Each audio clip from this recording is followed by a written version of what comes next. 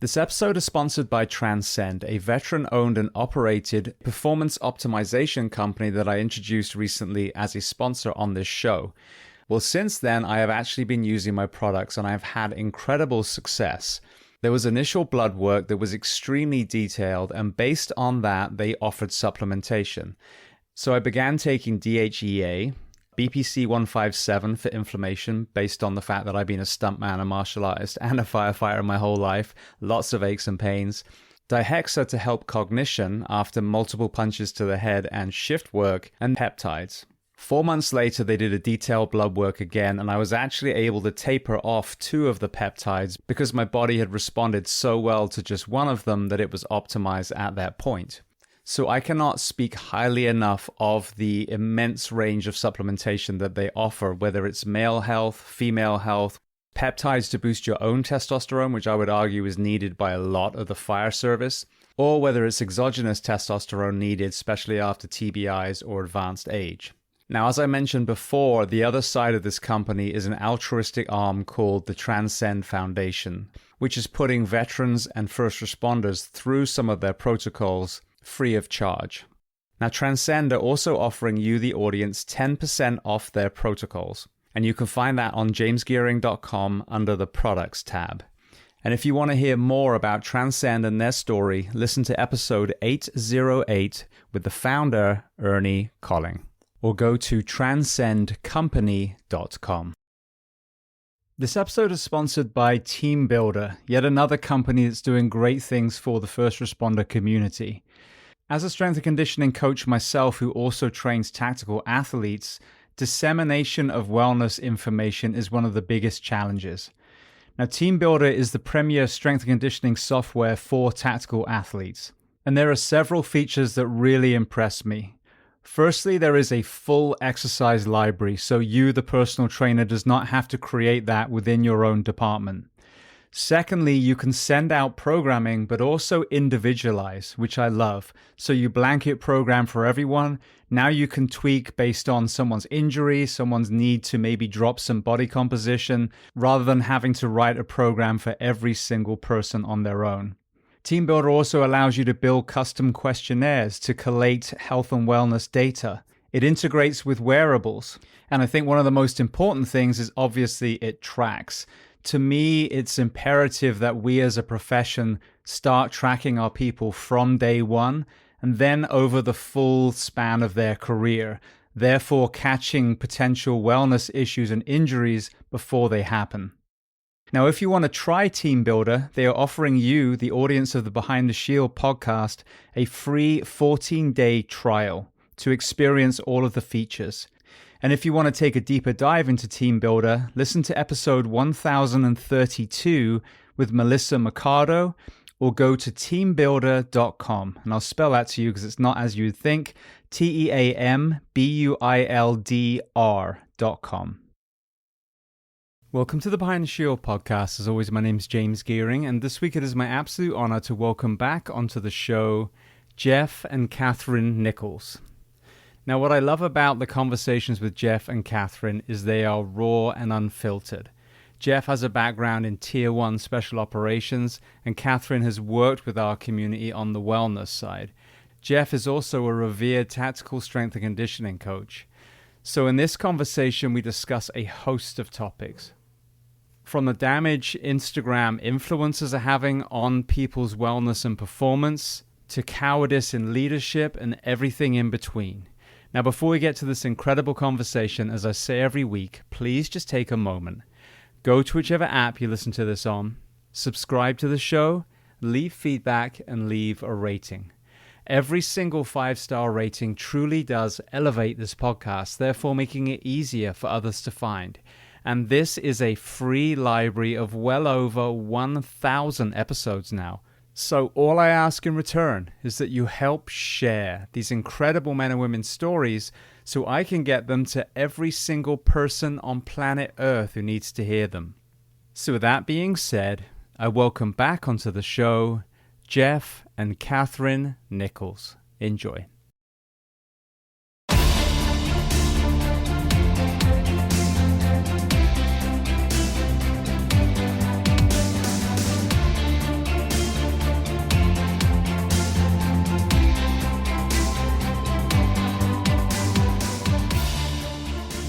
Well, Jeff and Kathryn, I want to start by saying thank you so much for taking the time and coming back onto the Behind the Shield podcast today.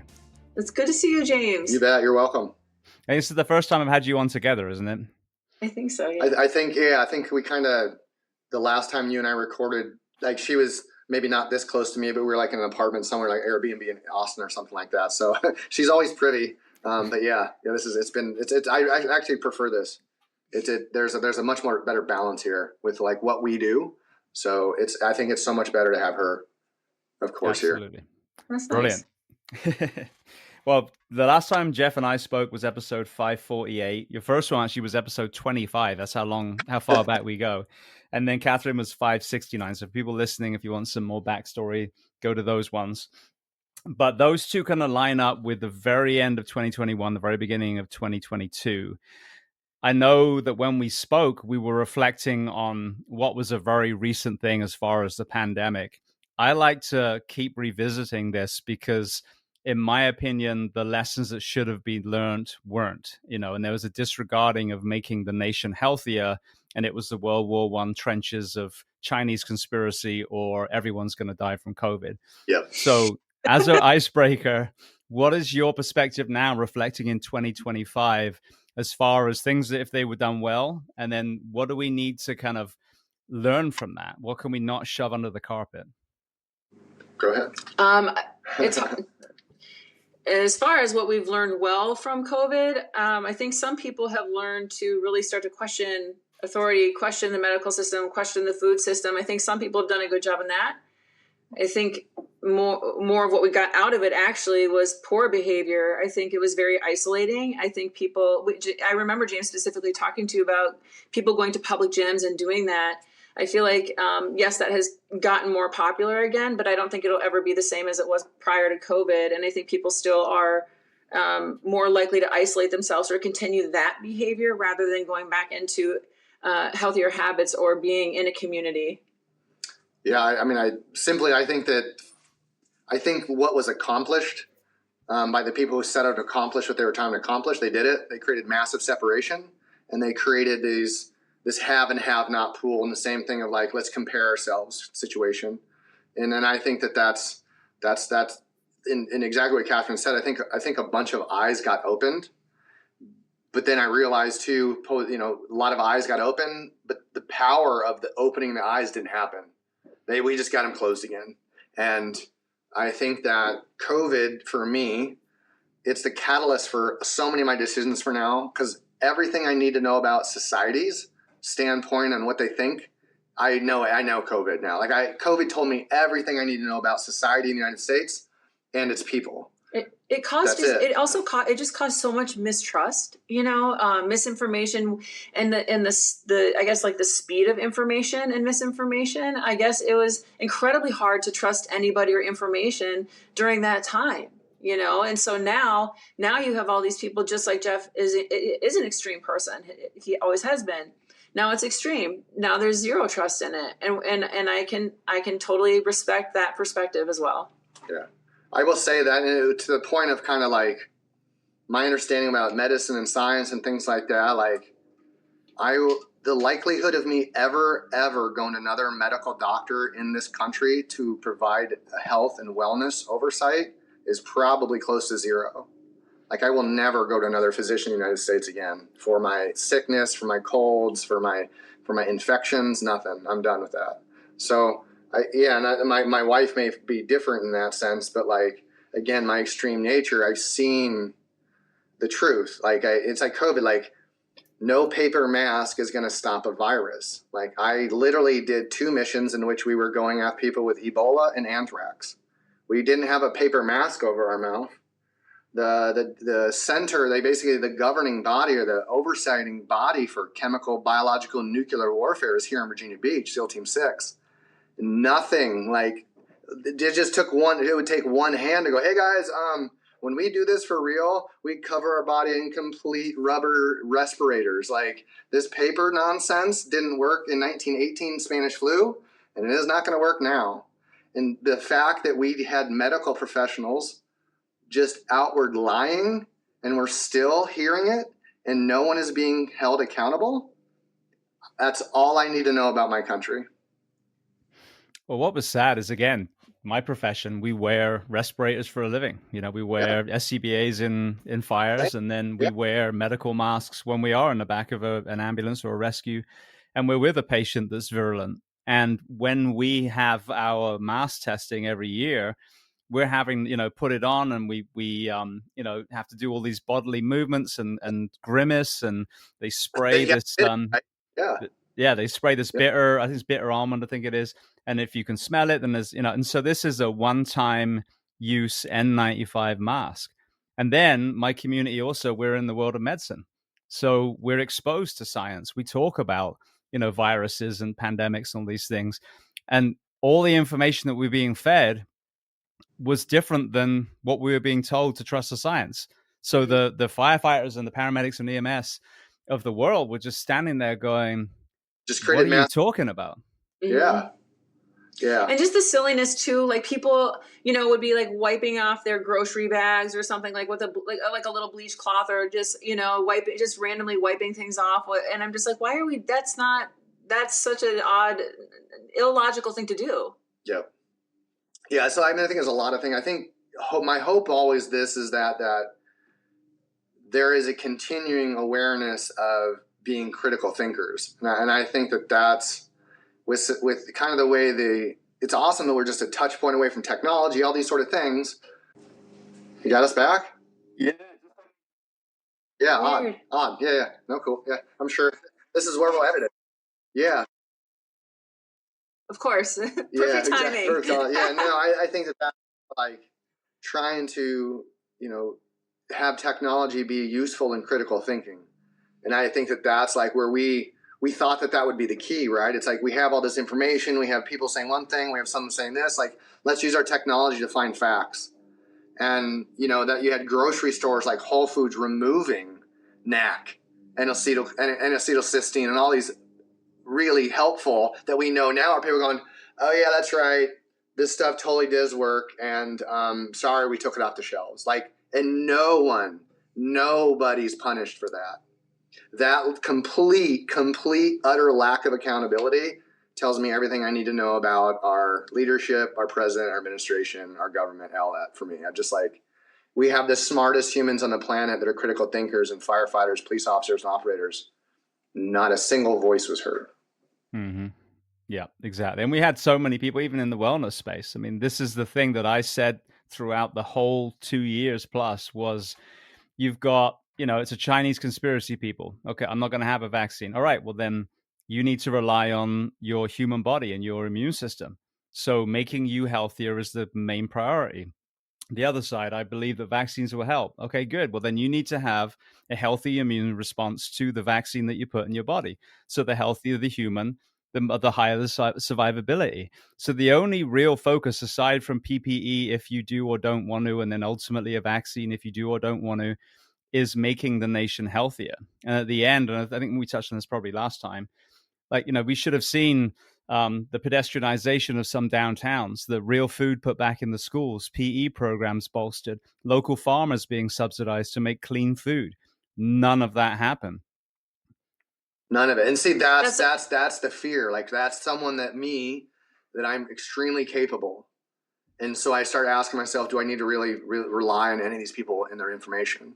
It kept like I said prior to getting on here, just sort of kept the isolation. It kept people still, though they might not be living in fear from COVID at the moment, it still created this new habit of staying at home or not going out or ordering in food or, not going out to make the best food choices because somebody's actually now doing the grocery shopping for you. It's just like, it's too convenient, and it's a really unreliable system when you're just sort of got your head down in technology, and that's where all of your information, whether it's about health or technology, if that's the only place where you're getting it from, like, geez, we really created a bigger problem here. Yeah, and the festering of the people. So, like, there's a percentage of human beings during COVID that to this day are still all in on it. Those people are children, some of them. Those children will become adults someday and start voting. We haven't even seen the bad yet. We haven't even, the seeds of absolute terrible human beings that were planted during that time haven't come to fruition yet. So that's what we like. That's where the bubbles you don't see is like you and we're all having this argument. It's like, hey, let's be critical thinking, all these sort of things. But we saw people all across this country wearing like this, like water bottles on their head with duct tape around their neck, and like legitimately thought that is a good human idea. And that right there goes, that is why I have a 28-acre farm in a state where guns and ammo are extremely legal to possess, that I can defend my property when this government goes upside down. That's how I feel. And hopefully that doesn't happen, but I'm going to be ready because I do not trust anybody that's 167 miles north of me.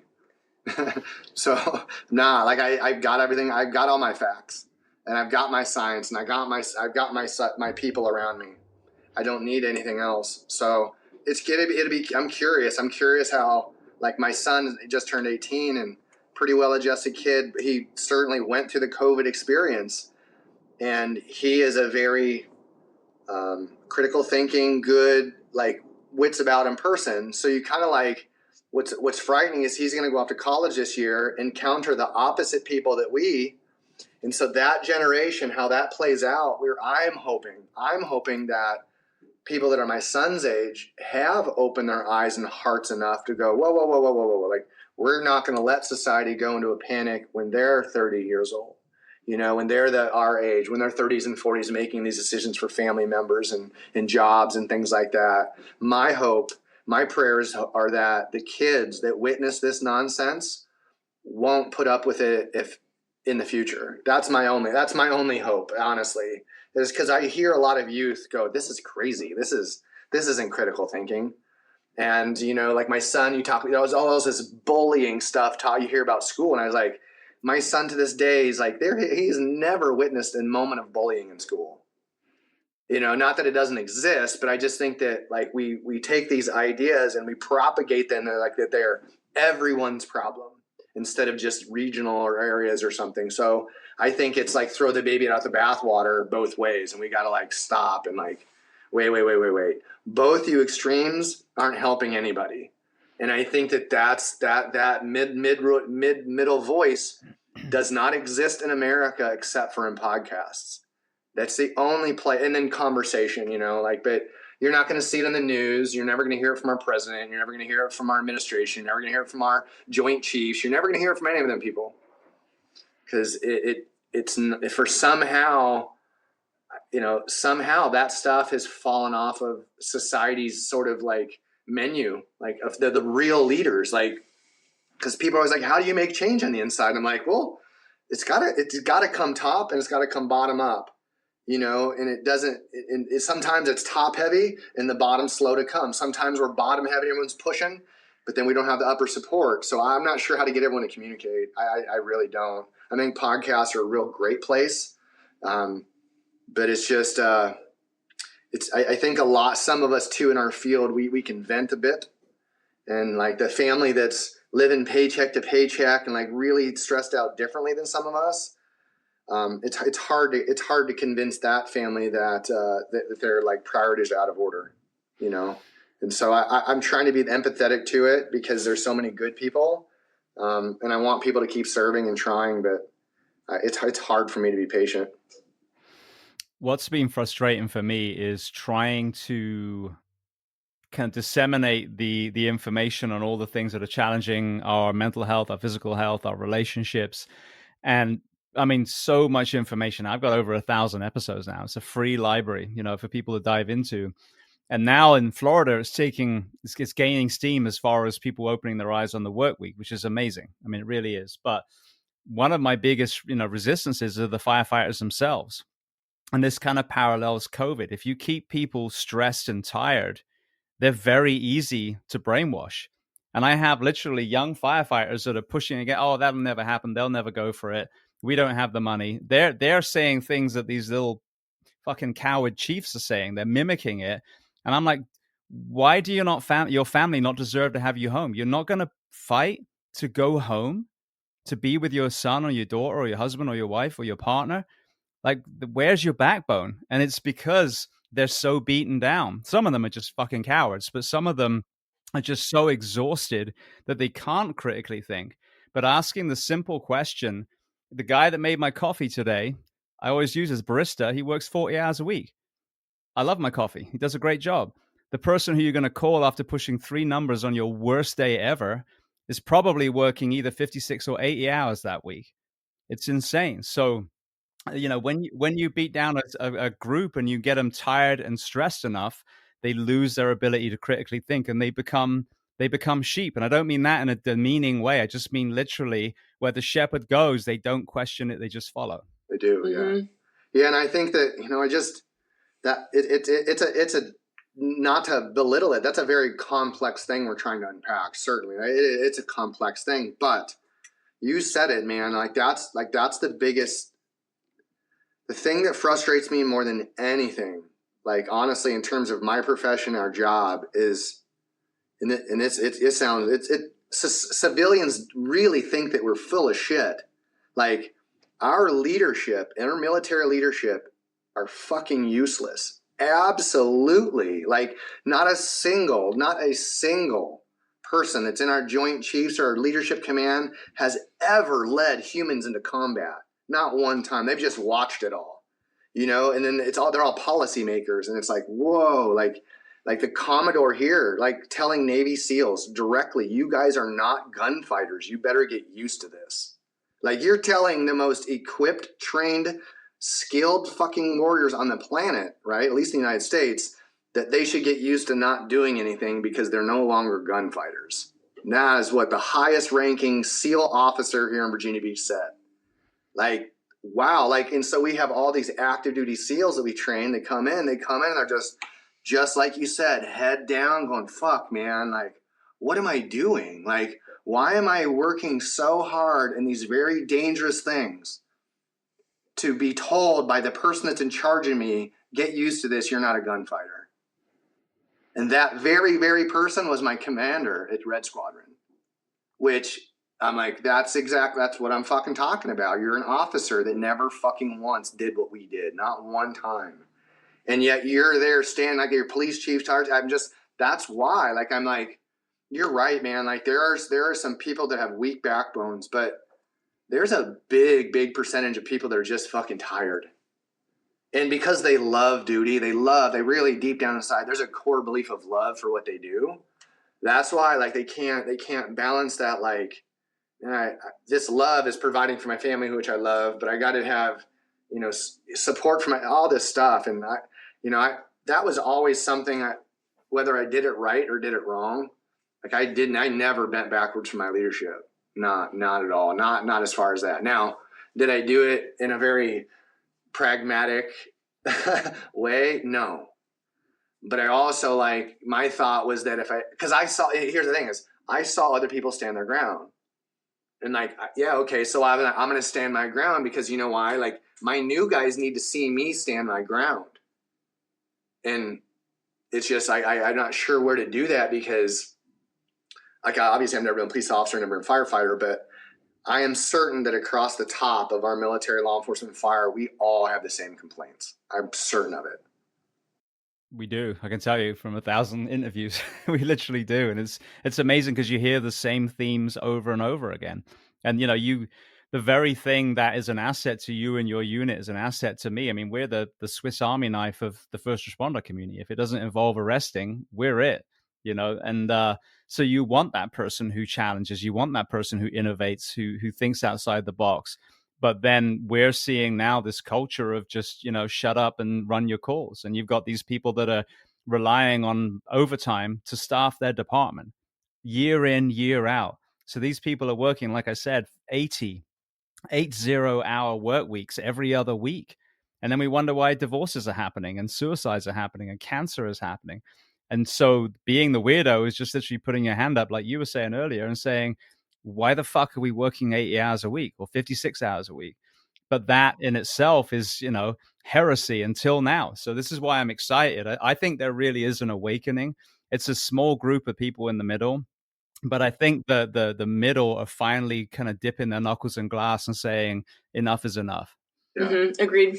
Yeah, and that's my hope. That's the thing about technology. We think that we'd be able to access that group through this eminent technology, but we can't because we are absolutely silenced. Like it, and that's the thing is like, you know, people are going like, say to me, like, I don't understand how you can have such a strong opinion without being a medical doctor. Like, how could you give such advice? I'm like, that person is what I'm talking about. Like that type is like that every waking moment. It's like, let me turn on the TV and see what Dr. Phil is going to give me. It's for my advice, right? You're like, wait a minute. Like you're getting all of your medical advice from your local networks. Like, okay. So anyone that has that idea, like I know for the rest of my life, I never will ever get along with them. Anyone that's completely lacking that sense. And so I'm hoping you're right that we get the middle to grow, right? And it's not to be right. It's not to be like, hey, see, I'm right. It's like, because we're talking about critical life and death things. Mm-hmm. Like when I'm bitching, it's not because I don't want to deploy. I'm bitching because we're taking a bunch of locals that literally will throw a grenade in our fucking tent. Like I don't want to take those assholes. And so I'm not saying, hey, I don't want to deploy. Like, no. Fucking, I want to deploy, but I want to be on the terms that we are in control. And we lose control when our officers and the senior enlisted that have never done our job start mandating what we should do and make decisions on target. And I know that happens for fire. I know it happens for police. And I don't know how, except for I do know, this entire society has been set up to be do as I say, not what I do, from the president all the way down. Right? Whether you like the president or not, last time that asshole was in office, COVID happened. And he didn't take any fucking measures. Why? Because all the people surrounding him were fucking goons just like he was. It's weird enough he kind of surrounded himself with a decent human being, like a couple of them maybe, right? But we'll see, man. Like I don't trust JFK for anything. And that's only because of history. Right? Now, I will say that probably the last human being that was the president of the United States was a good human. Our own country killed, which was his grandfather, not his uncle or whatever, right? So, like, I look at it and go, I sure hope that some of the things are being said, because you and I hear that stuff and go, oh my God, these are game changers. Like, if our school system lunches improve, like the moms across America finally get that voice that they deserve and change our school lunches for our children. That for me would make my heart smile, right? Totally. Like that's so huge. And so, granted, these are all big leaps, but it's so doable because I hear the voices. I'm just hoping that those voices take a position of leadership at some point, somehow. I don't know, man. I know I'm frustrated and kind of rambling a bit, but like it's because I give a darn. Not just because I do, and I know my wife does, but we, like you said, we get people come to our office and our facility all the time that like through all this madness that you and I are frustrated about, like you have this 22-year-old kid that's like, sign me up, let me go. I'm like, okay, so instead of me like begrudging him, like it's my purpose to encourage, and it shelters me a little bit, but I still get frustrated clearly. Kathryn, anything to add?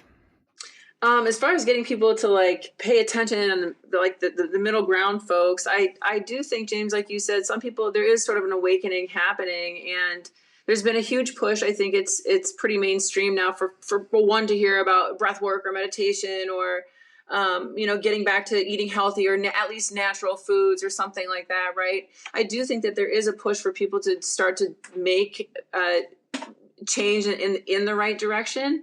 But again, like I said before, I think it's hard for people to trust any direction right now. I'm hoping though, I am hoping that, the more we know about what chemicals or what things that we're putting in food, I do really hope that people continue to put their foot down on this topic specifically. I think it's been a, criminal situation for the last X amount of years, and especially in this country, so where we see it first, this pushback that you're talking about is when it comes down to food or breathing, meditation, breath work, that kind of stuff. That's where we're kind of seeing some of that huge pushback. Yeah. It's like, we're trying to really affect what we know we can, right? Like as much as I want to like yell and scream and get these huge sweeping changes, I think that where the operator, the officer, the firefighter comes to us, they see the same stuff too. So it's like, there's no sense in me getting spun up about that, because what they really need is what what they all need in some part, a part of a way to downregulate or understand how they can, and that's helpful to them. And I think that's the hard lesson, because so many of us are really good putting on the gas. Mm-hmm. Firefighters, police officers, law enforcement, military, like really pretty good at gas. We're not super good at the brake. Mm-hmm. And when we hit the brake, it's kind of like there's some uneasiness, shakiness. Like we don't like that slowing down, because it's like, for me, I'm a doer. And the last thing I hopefully the last gift I receive is some patience here, but I think that's the hard part for a lot of us, because, in the military, law enforcement, and police, there's so many achievements within it. New ranks, new schools. There's all this drive for achievement. And sometimes when we take on a leadership role, it takes on a totally different focus. It's not about achievement. It's more about making sure you're a good mentor. And I think that's something internally which we need a whole lot more of across the board as a mentorship. But that's like a whole, like, how do we do that? And I think we're all kind of trying to do that in our way. So I think that's important. But again, like I said, I'm still pretty hopeful sometimes. I think we're also seeing a lot of people like reach outside of organizations, right? There's so many different little organizations now that are willing to help.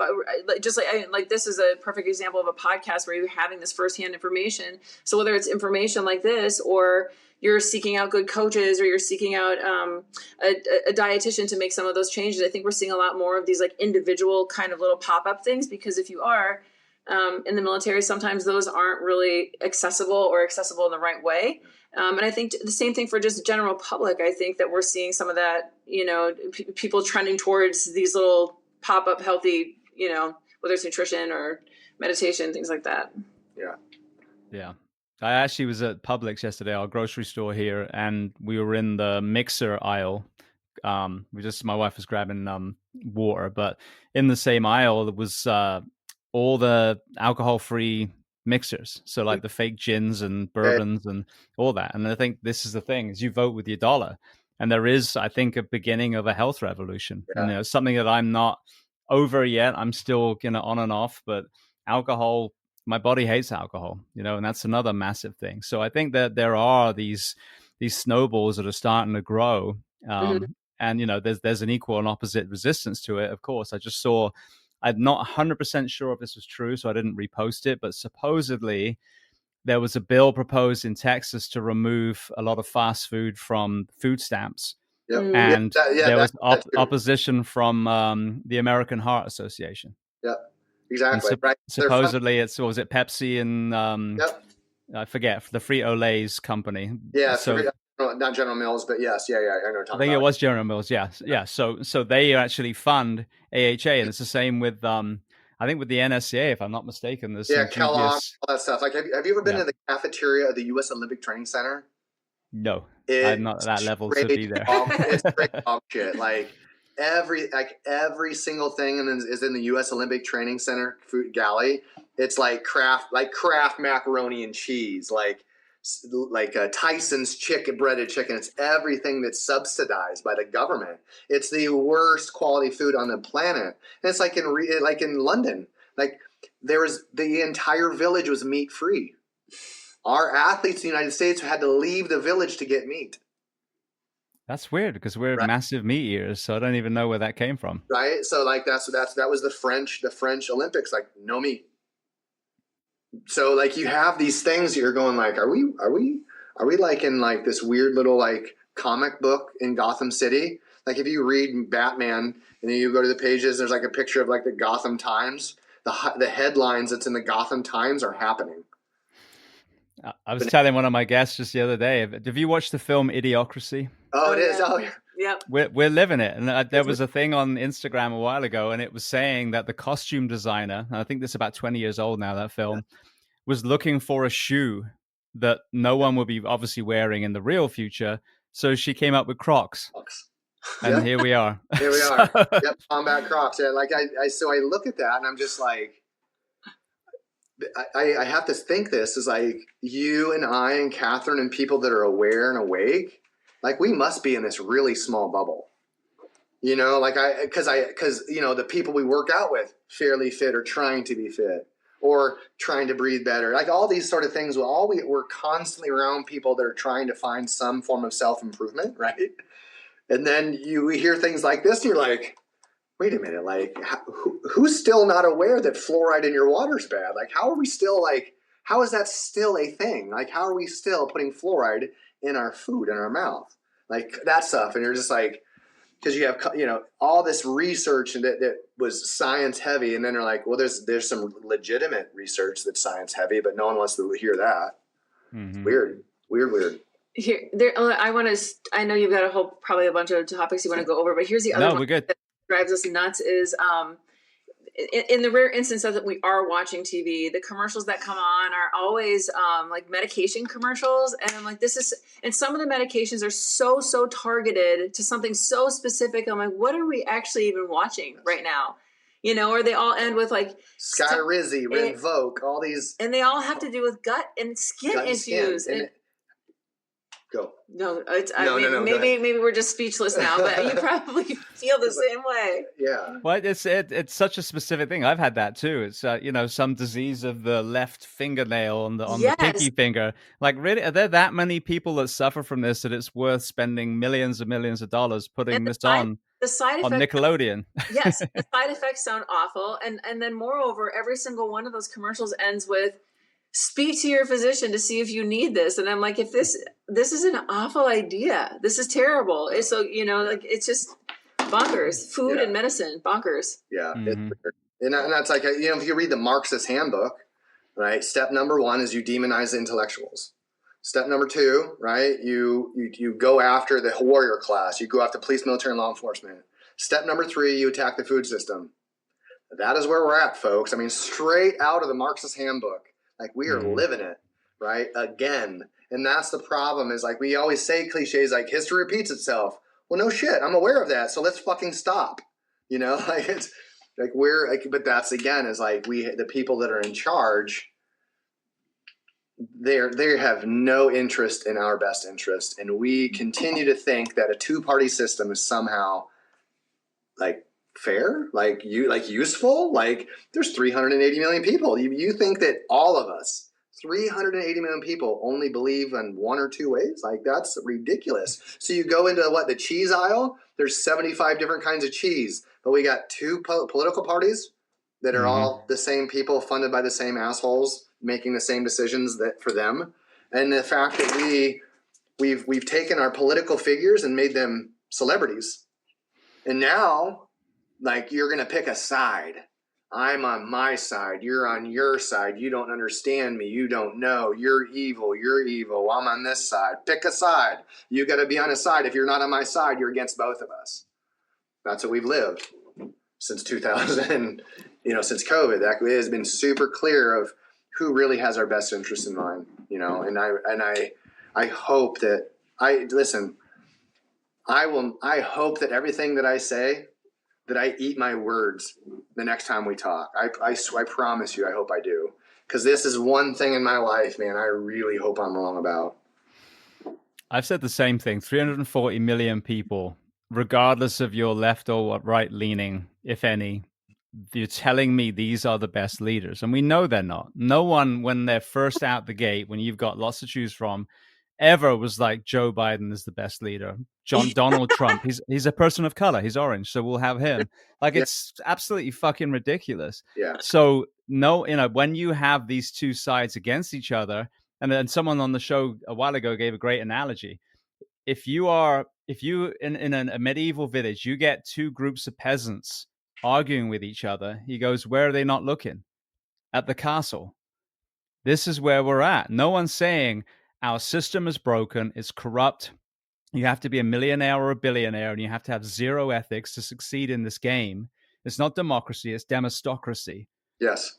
It's completely fucking broken. It doesn't represent the country. And, you know, as another one of my guests said, he's like, you got to also remember that America is the poster child for democracy. And when people are looking across the ocean, the land, whatever it is, and they see 70% obesity or overweight, consuming 75% of the world's opiates, 25% of the world's incarcerated people, school shootings on a weekly basis, you know, is it working? Yeah. No, because it's not democracy. We're allowing these groups to be the puppet masters of these so-called presidents that we have, instead of us as a nation coming together and not being allowed to be divided and say, we are going to change the way we choose them and start getting good leaders for this country again. Mm-hmm. Yeah, but you're right. Like we just are we're over medicated, over drugged. We're numbed so much that we don't even know what's going on in the place that we keep saying we're in charge. We're the people. Like, no, you're not. Like, it's, you know, and you can't even like, again, I'm going to kind of quote this, but like, cause I don't respect or appreciate either the both candidates, the previously. I'm not neither one of them. Me neither. But you start looking at it and you're like which one, like I said, like which one's the better the two. Mm-hmm. And you're like, well, no, wait, like neither of them. Like, well, how did we get there? Like, well, they were chosen. Like, by who? Well, I know those were pre-selected. Like, I didn't, you know, there's no one like, and so then it's like, where did we gain? Right. And then mistrust keeps going and things like that. And I don't know how to stop that, because just like you said, it's like just every 4 years, I'm just going to show up like and not really even pay attention. I'm just going to pick all Democratic, all Republican. And it's just, I'm not sure how to make that change, but like this is my thought. Like, when has something like this ever been changed peacefully? In the history of humans, when has an ideologic organization like America, right, we'll call it, has ever gone like, you know what, here's the keys to the Capitol, people. We are real sorry. Because is that how we handled the Indians here? No, we didn't. That's not how we handled anything here. And so that's the fear, is you're like, it's already gone too far. There is no way they're giving up the keys to the city now. And so what's the next step? I'm not sure, but it surely isn't peaceful, probably. The next step is all the billionaires trying to actually now get off the planet because they just realized how much of it they destroyed through food and technology. So now we're trying to get off of the and that's the whole thing. Mars, really, like the fact that people think we're going to go colonize another country another planet, excuse me, with what resources? I just feel like our money could be spent better off here in talking about the very issues we're talking about right now, rather than trying to go to a different planet. Silly. Yeah, well, look at COVID. Again, this is another lesson. How many weeks into the cars being off the road did the air in LA clear up? Right. Did the water in the Nile? Yes. You know, we saw it, the Venice canals. Yeah. So, and then what do we do? Fuck that lesson. Let's go back to the way we did it before. The ozone layer supposedly closed. They said, you know, so lesson and bought more toilet paper. Do you remember that too during COVID? The weird, like everyone started buying toilet paper like rapid fire. It's ridiculous. Yep. And that was based on, apparently Australia got their toilet paper from China, if I'm not mistaken. So it was another complete country that had any worry about toilet paper. But I'm sure the Europeans and the Japanese were laughing because they're like, we just press a button and it washes our ass for us. So we don't need toilet paper. Like, that's like the big misunderstanding, is like most Americans have never traveled, right? Like the most technologically advanced place on this planet is Japan. Like they've had heated toilets for 20 years. Like, it's silly. I lived there 22 years ago. Subway. Like my years ago, my fiance she lived in she lived in Japan for 3 years. She came back from a trip, dropped her purse in a Subway, freaked out, went back, tried to find it, never found it. When she got back to her apartment, this was 12 years ago, 15 years ago or something, or 20. Her purse was hanging on her door. All the money was in there. There was a note by the police. Someone took it to the police station. The police brought it to her house. It's like, you know, but what America doesn't realize, and they don't like to hear this, man,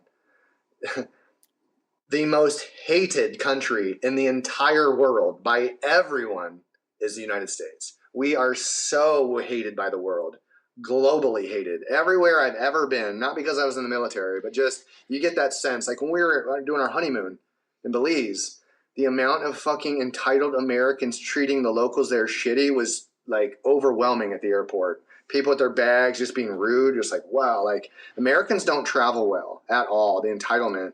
And we really are quite despised because of that attitude, whether we're in the Philippines, Japan, Middle East, Europe, wherever it is, man. If you're American, you're probably not very well liked just by that. And people don't like to hear that. People don't want to disagree with that. But my experience has been like, granted, I won the genetic lottery. I'm a white guy from Iowa. But I've experienced not to the level. I've never experienced my own people hating me for my skin color, but I have experienced being hated just because of who I am. And so it's like, that must be really, really horrible to be that in your own country. Beyond words I can understand, but I just look at it and go, why was it all those years I deployed? Why was it like, they don't like us. So I think that, America's amazing. Don't get me wrong. I'm, like I said, won the genetic lottery being born here. But because of that, I think there's more of a responsibility.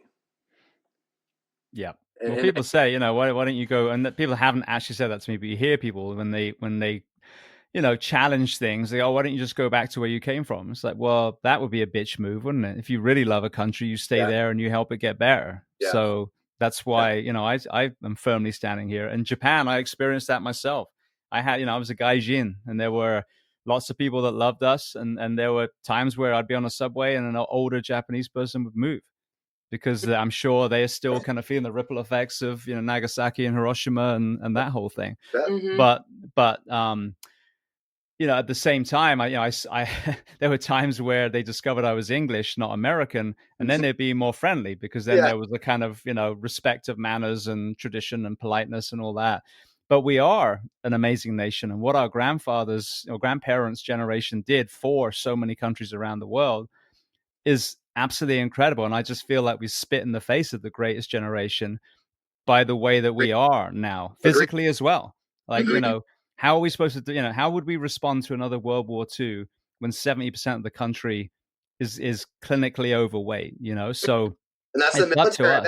Higher. I bet inside the military, like, I bet it's 80 or 90% are so obese and overweight they can't deploy. That's why I think it's frightening. I think we're going to have to change the way that we fight, because we're not fit enough to do it. Can't.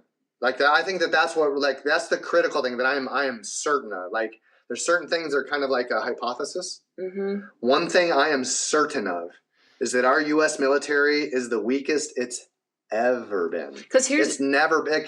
Yeah, we could say maybe post World War I, like going into World War II, where our tech was so bad and so outdated. But as soon as Ford took over and the United States, the pro-American greatest generation machine started, yes, maybe it's, the war infrastructure, this, that, and the other. But America really stepped up. And not to say they did in 9/11, but like this is the thing. I'd love to go back into a time machine. I'd go back to New York, and prior to 9/11, and I grabbed some New Yorkers and I would start spitting out facts of their future. This is how it's going to be here.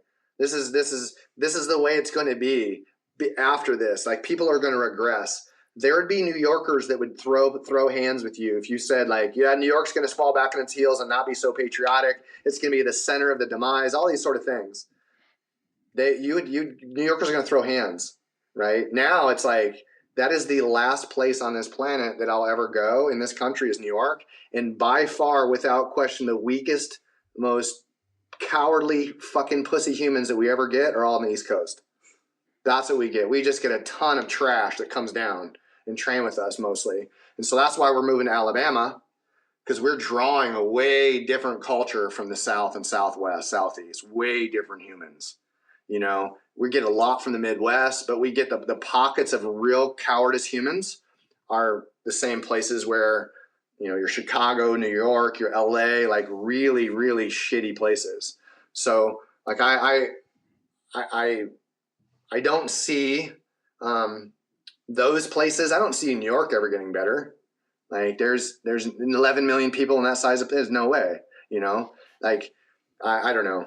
I hope, again, please God, hopefully I'm wrong. I'd love to eat my words. Let me back up just a second, James. I think like when we're talking about the health of the military, or I'm saying, the way that we fight is going to have to change, partly because I think technology is moving too fast for actually, for humans, for some of us to even control or gain control, or somebody has your information like instantly. I think that's going to cause a really, really big problem, not just for individuals, but in countries, in a much bigger scale. So I am, we absolutely need to continue training our military physically, but I do think that the way that we train is going to change based on the evolution of, war and also being unfit. And, when you said at the beginning that so many firefighters or people are stressed out, they're working way too many hours, they need to do this pushback. Well, unfortunately, there's only so few people who are fit enough to show up. And that's a big part of it too. It's not just that we're stressing out the people who are actually capable of doing it. We don't have enough people fit enough to do it.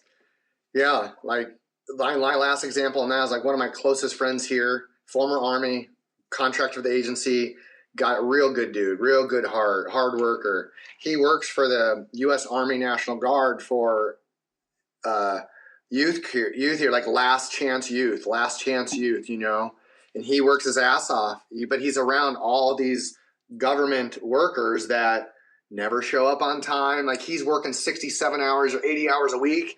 The staff is like, these kids are like, these are all violent kids, all murderers, all terror like this. If you don't figure this shit out, you're going to prison forever. 14 to 16-year-old kids.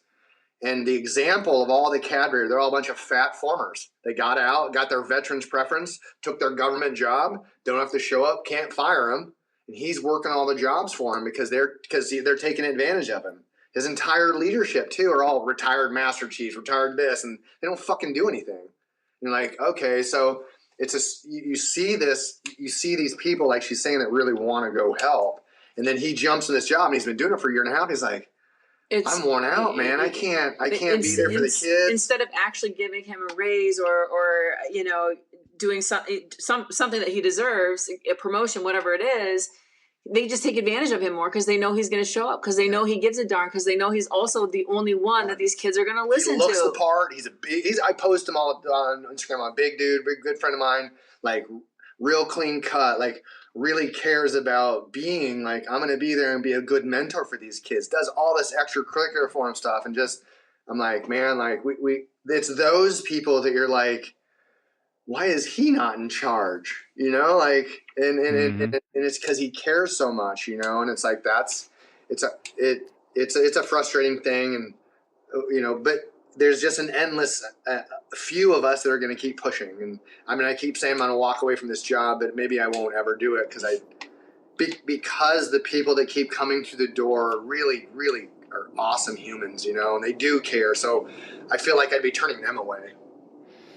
Well, let's flip it round. So we're acutely aware of how many can't. And I was actually walking out the Publix today, the grocery store, and again, a lot of people kind of shuffling around, even if they're not overweight. You can just see from, the lack of vasculature or anything that person probably hasn't done a lot of movement. And, you think about that. For every bad decision that the average person has made, an operator, a firefighter, a police officer has had to keep on making good decisions. Yep. So they've sacrificed the cakes and the sodas and the, whatever, the buckets of chicken wings over and over and over again to be able to do the job. And so, I don't think people think about that. Like they owe them a debt for simply staying in shape in an environment that set you up to, to fail. But what I also hear, and this is what's encouraging to me, and it'd be good to get your take on this. People have said to me that the recruits that are showing up, police, fire, military, you have the ones that we're talking about, but in your world, obviously, you're talking about a much higher caliber of warfighter anyway. I'm hearing that they're actually well prepared, that they're actually probably a better athlete than maybe, 20, 30 years ago when you were recruiting. So talk to me about that side, what you're seeing. Yeah, chime in. Yeah, go ahead. Yeah, that's an accurate statement of what we see. And we've got some examples probably to talk about. Mandy, the same one. Go. No, you go ahead. Mine was just going to be, we again have this bubble. There's this frustration. It's probably been about 4 to 6 months. We did like a green team sort of like day. I kind of had and we had like at one time like 16 operators in there, and they were either one platoon or none. And so they were talking. I was just getting to know them. Like I knew some of the guys. Some of them were new. Like, hey, bring a friend. Like, we got this. We're going to do this good talk about sleep and things like that. And they all came, and we're just talking like we are now. And one of the guys was like, yeah, man, my chief yesterday, he was like, he just got back from a trip. And he's like, yeah, my fucking master chief and chief were like, you fucking new guys, none of you guys all you guys want to do is get fucking 8 hours of sleep and lift weights. None of you guys want to fuck hookers anymore. I'm like, that's kind of what we're here for. I'm here to go train because I carry a gun for my living, and guns are made to take human life. Like, but that's what it is on the white side SEAL teams. And that was my experience too. It's like, drink, fight, fuck. Like, that was the motto, the inside motto of SEAL Team 5. It was right when you walked on the stairwell. It said, drink, fight, fuck. And I was like, shit's got to change. I think some of the things that we're seeing too, James, is, these guys that are willing to kind of question, why are we doing it this way and not this way? And being physically prepared to go in like that is going to be really beneficial if they're going to make a change from the inside. As far as like their physical preparedness, the guys that we see, on a day-to-day basis do show up with some pretty, outstanding numbers, and so we know that if they're coming to us with the physicality, it's not that they're going to have to question. It's not the physicality that they're going to have to question. It's what are we, should we be doing it this way? Is there a more efficient way? And yes, I do want to go home to my wife. And yes, I would prefer to have a meal somewhere else and not here, and no, I'm not going to go out tonight and drink. Like, I'm going to take care of my body so I can show up every day and, figure this out. Yeah. Yeah. And I think that's what we're seeing is as technology is advancing, real athletes that are coming from college and life, they're ready for it. They're hearing it. Like, technology's it's expanded their wisdom and knowledge to understand what we're saying, because you can learn much faster if you use tech, right, appropriately. So we're getting people that are a little bit more readily available to him, like, hey, tell me more. Then it's not just like they're just trying to do more work. Their skill level's higher. Mm-hmm. But what you're seeing that they're creating this massive gap between the average, right? We've had like one of the guys that we trained in Special Forces. He was in the 400 hurdle finals for the U.S. trials, right? And he killing, like, he's destroying the Q course. And so you're like, that's like, but he calls us and he's like, man, this is the most underwhelming thing I've ever been a part of. These fucking fat, lazy instructors. And he goes, it's like 65% of the people in his class. He's like, how did the fuck they get in here? Like, before even day one starts, everyone's out of shape and fat except for 20%. It's just like, like when I showed up to Buds, like, I was like, where's all the super fit dudes? It was a big class. 188 of us started, 22 of us finished. And you're like, oh, and then it's like I got to SEAL Team 5 and there's a bit more of them, but then there's still like people just kind of sitting back.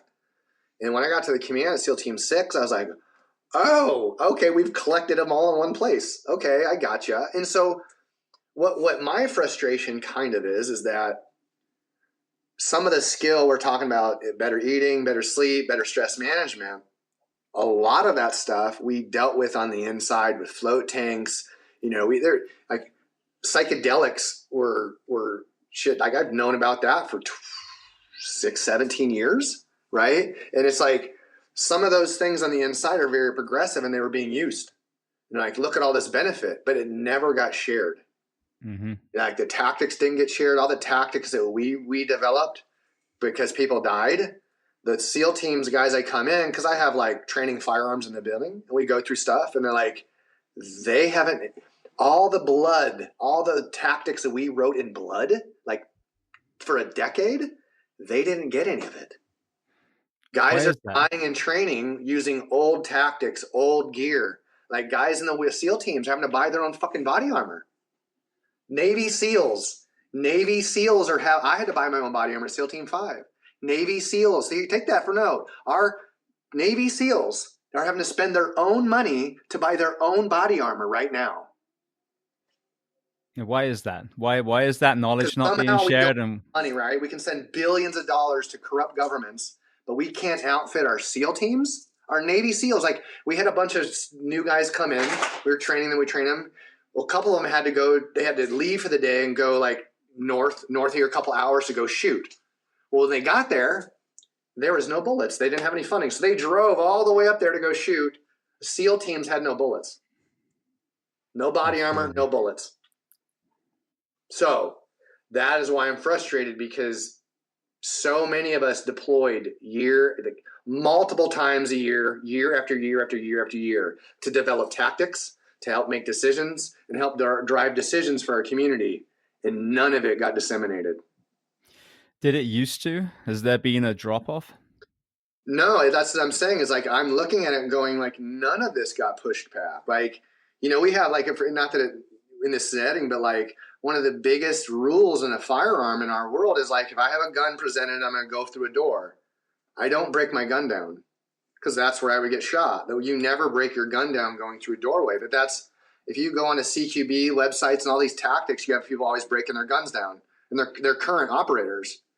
That's rule number one, man. You don't break your gun down in a doorway. And like, so like the basic of the basic isn't even being disseminated. So then your movement tactics aren't there. They don't have the guns. They don't have body armor. They don't have what they need.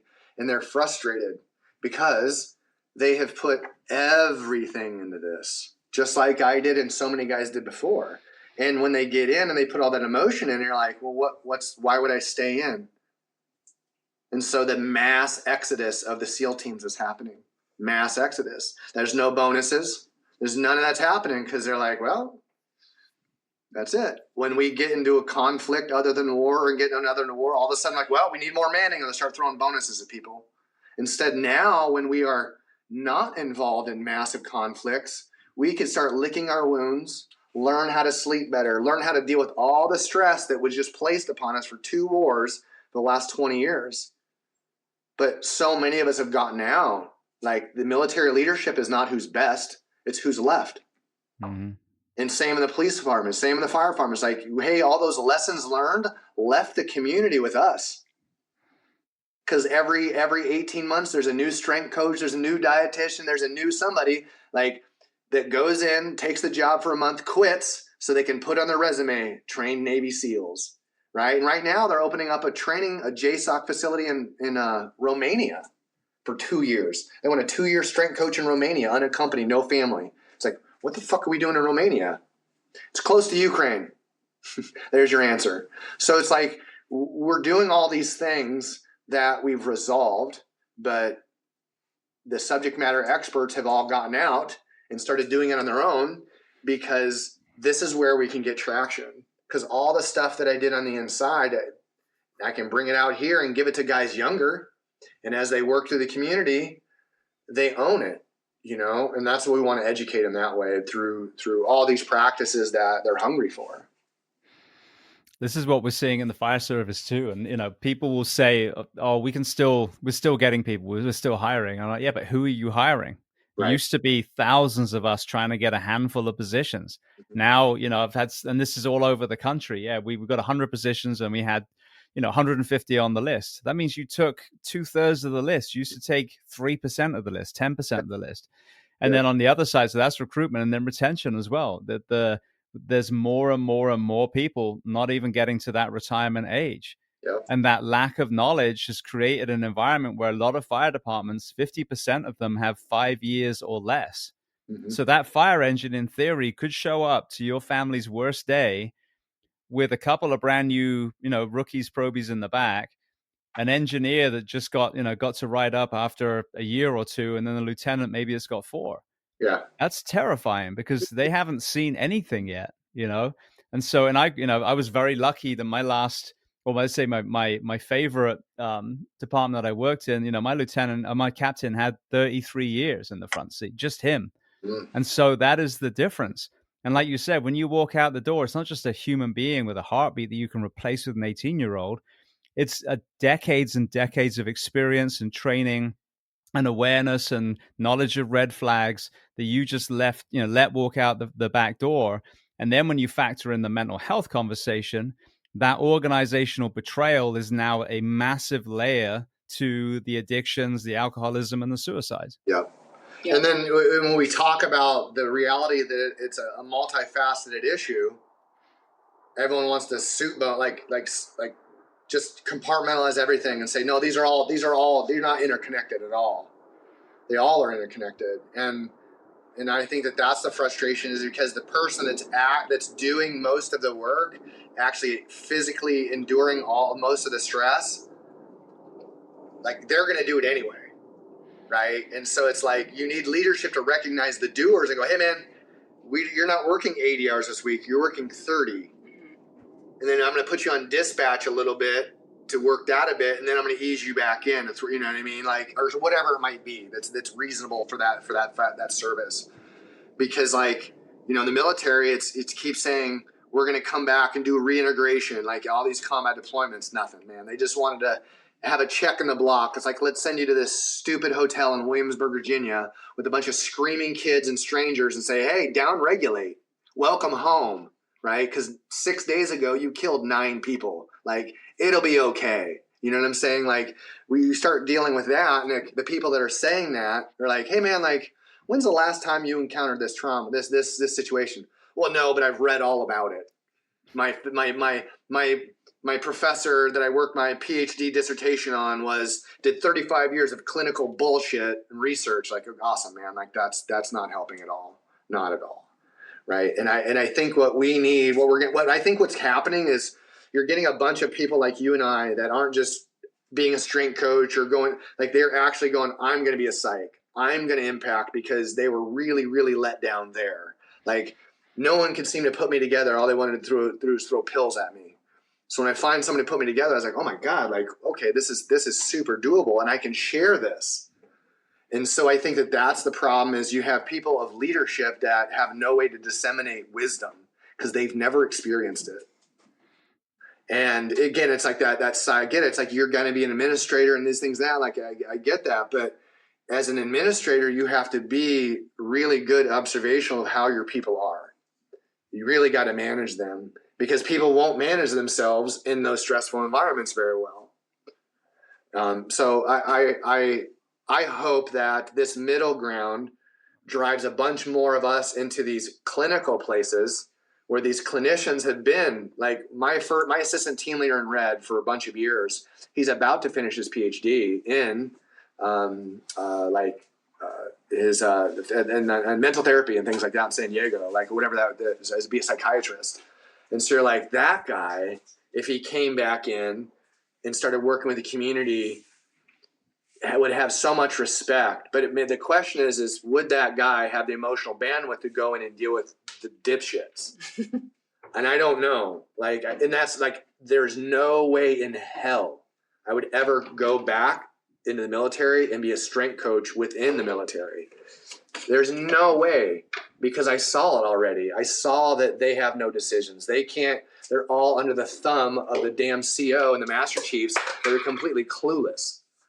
And so it's like, where do we affect them? You know, and that last thing is like, I was privy to a conversation with Marcus Luttrell years ago, and we were on a deployment.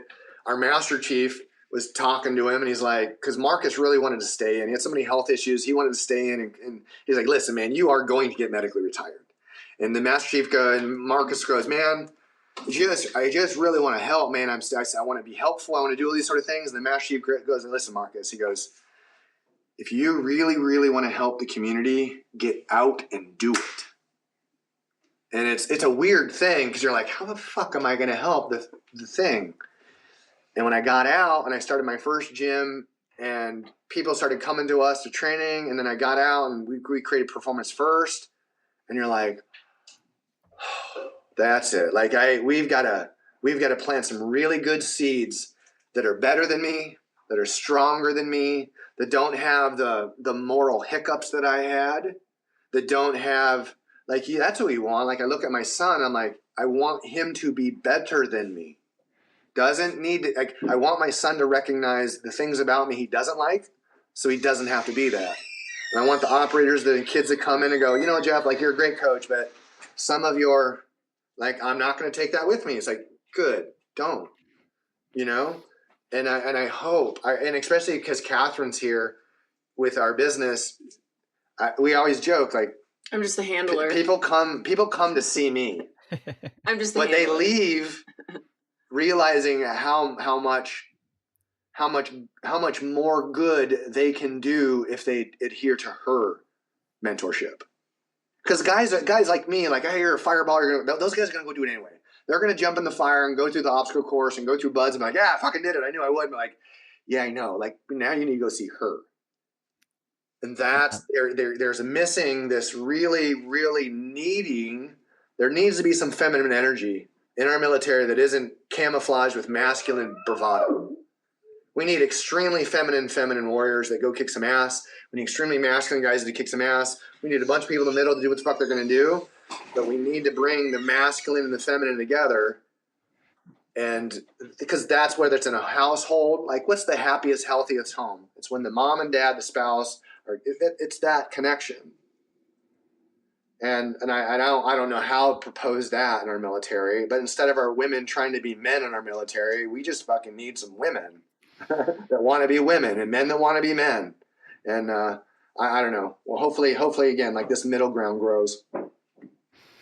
It's interesting because I've used this analogy a lot recently. When you think about our generation and how we were raised, it was the Stallones, the Schwarzeneggers, the stoic, bodybuilder, the faux stoicism of the bodybuilder. And, that was projected. This is what a manly man is. And then we all know now, of course it's not. But when you look at what brought us into uniform, it was kindness and compassion. It was that feminine side. Yes. And of course, when you're in a gunfight where I'm fighting fire, there's no time for unicorns and rainbows at that point.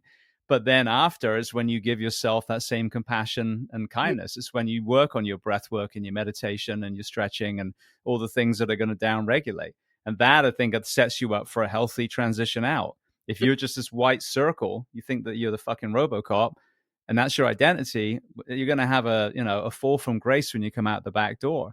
But if you understand that you've always been a courageous, selfless servant of, whether it's a warrior, whether it's a responder, that you put on the uniform for a while. It was a costume.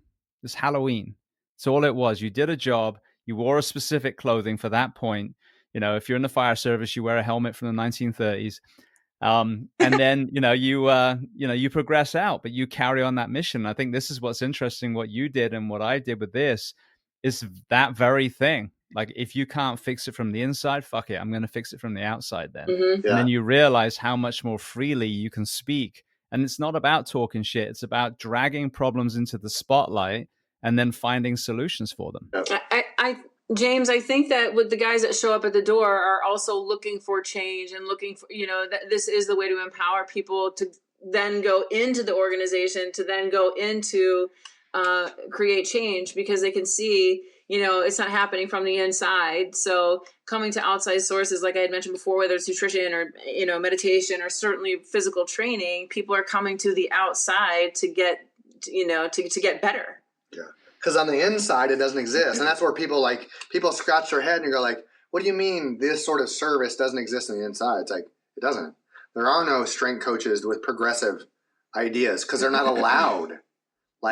Because they're at complete mercy of whoever officer is over them. Like, if you don't it's like, I have a really good friend of mine that is an athletic trainer or someone is the athletic director at a major basketball program. He was a strength coach for years. He wasn't allowed to squat him, so he's like, well, fuck, if I'm not going to be able to do my job, let me become the AD. And he became the AD. Now he's running the strength coaches and he's letting them do the work. And so that's what we're missing. And that's where society really misunderstands the role of what our military is. And because all we do,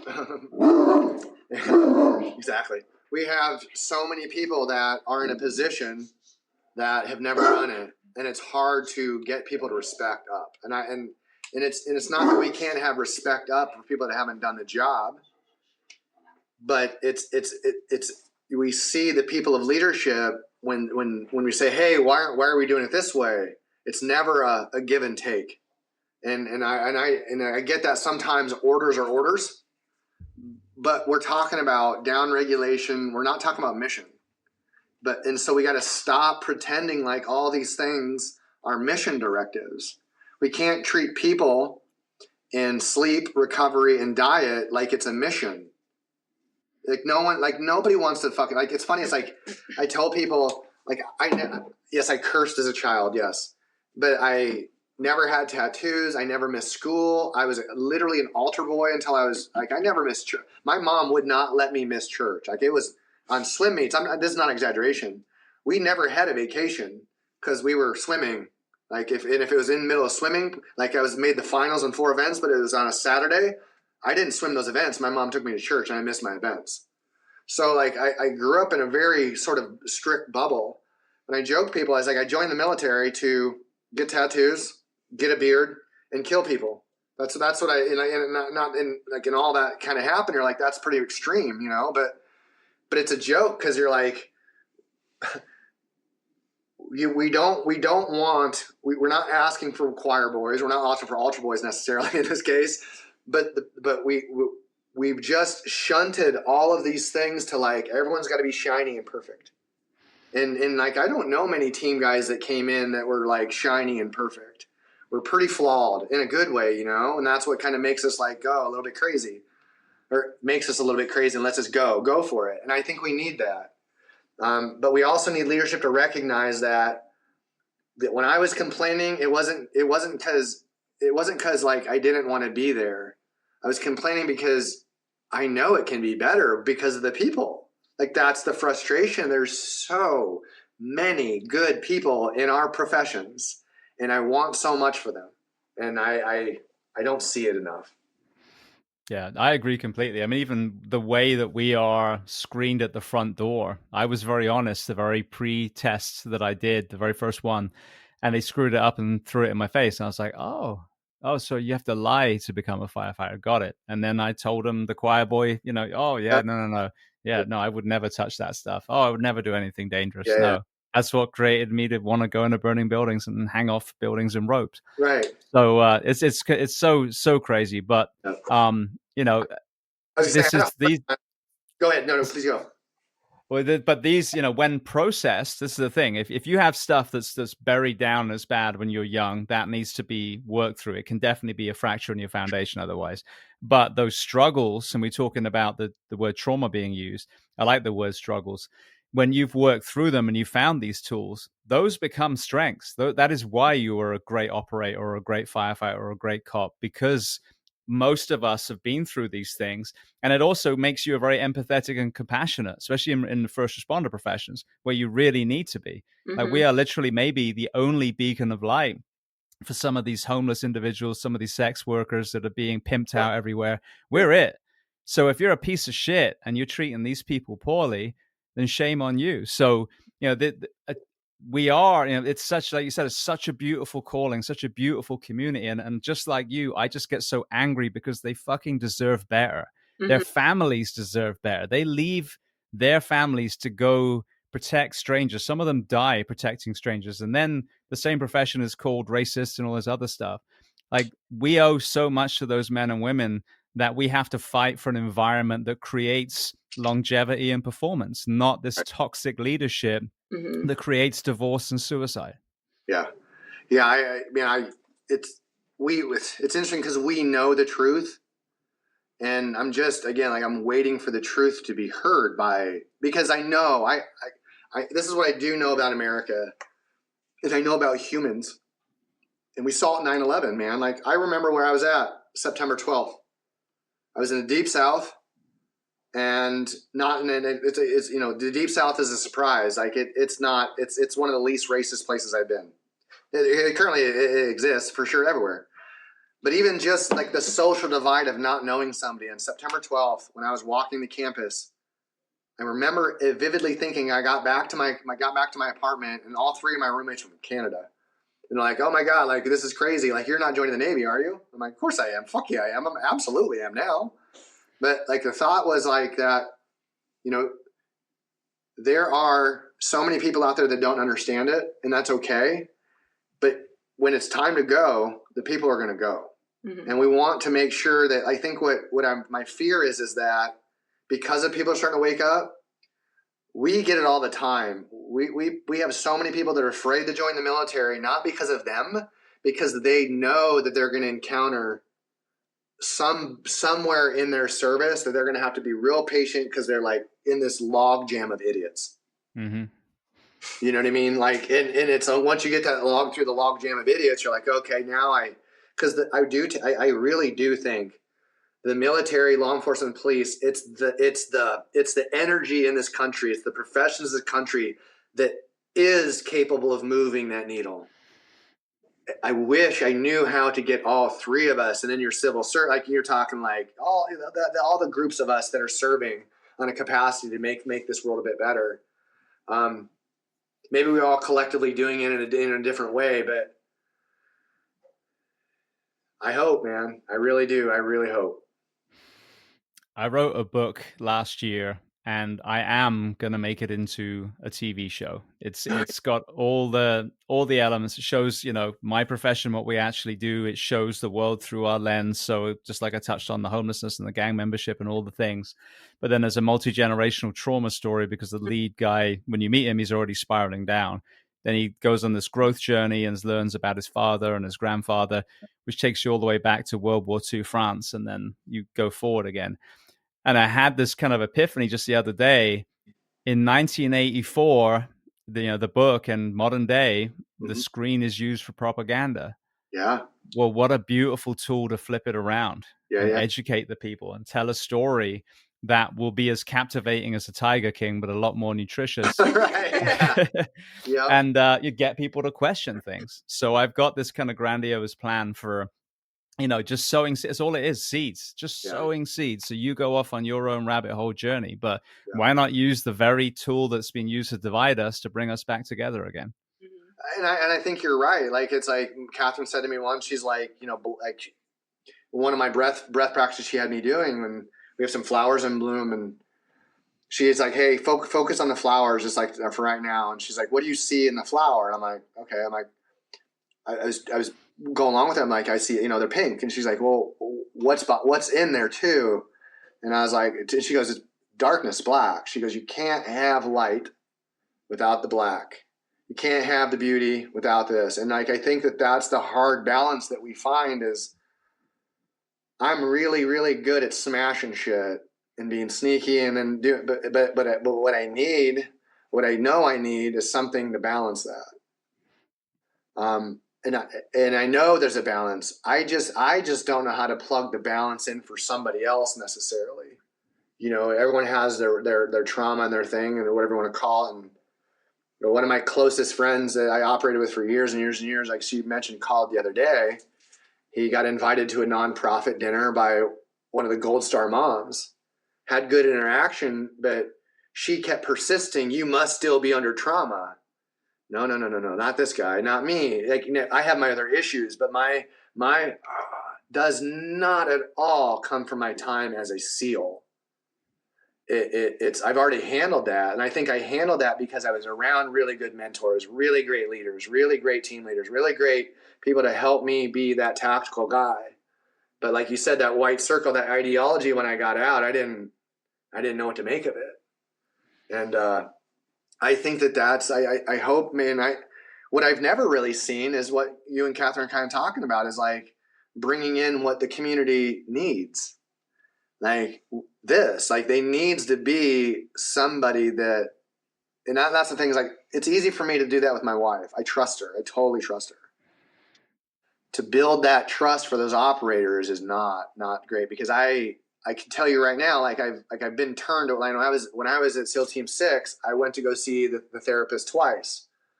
I was having issues, right? And both times when I started spilling my issues, it got to the point where they're like, hey man, like that's nice and all, but I can't, if this doesn't have to do with SEAL Team 6 and the command or whatever, like I can't help you. Like I'm only the psychiatrist there straight up said, we are only here to protect the CO and the command. Anything beyond that, you got to find resources outside. And so even on the inside being turned away, right? And I'm like, I thought that was normal. Like, okay, I got to go deal with it. Do it on your own. But I did it now. I look at it and I go, they're not there to help.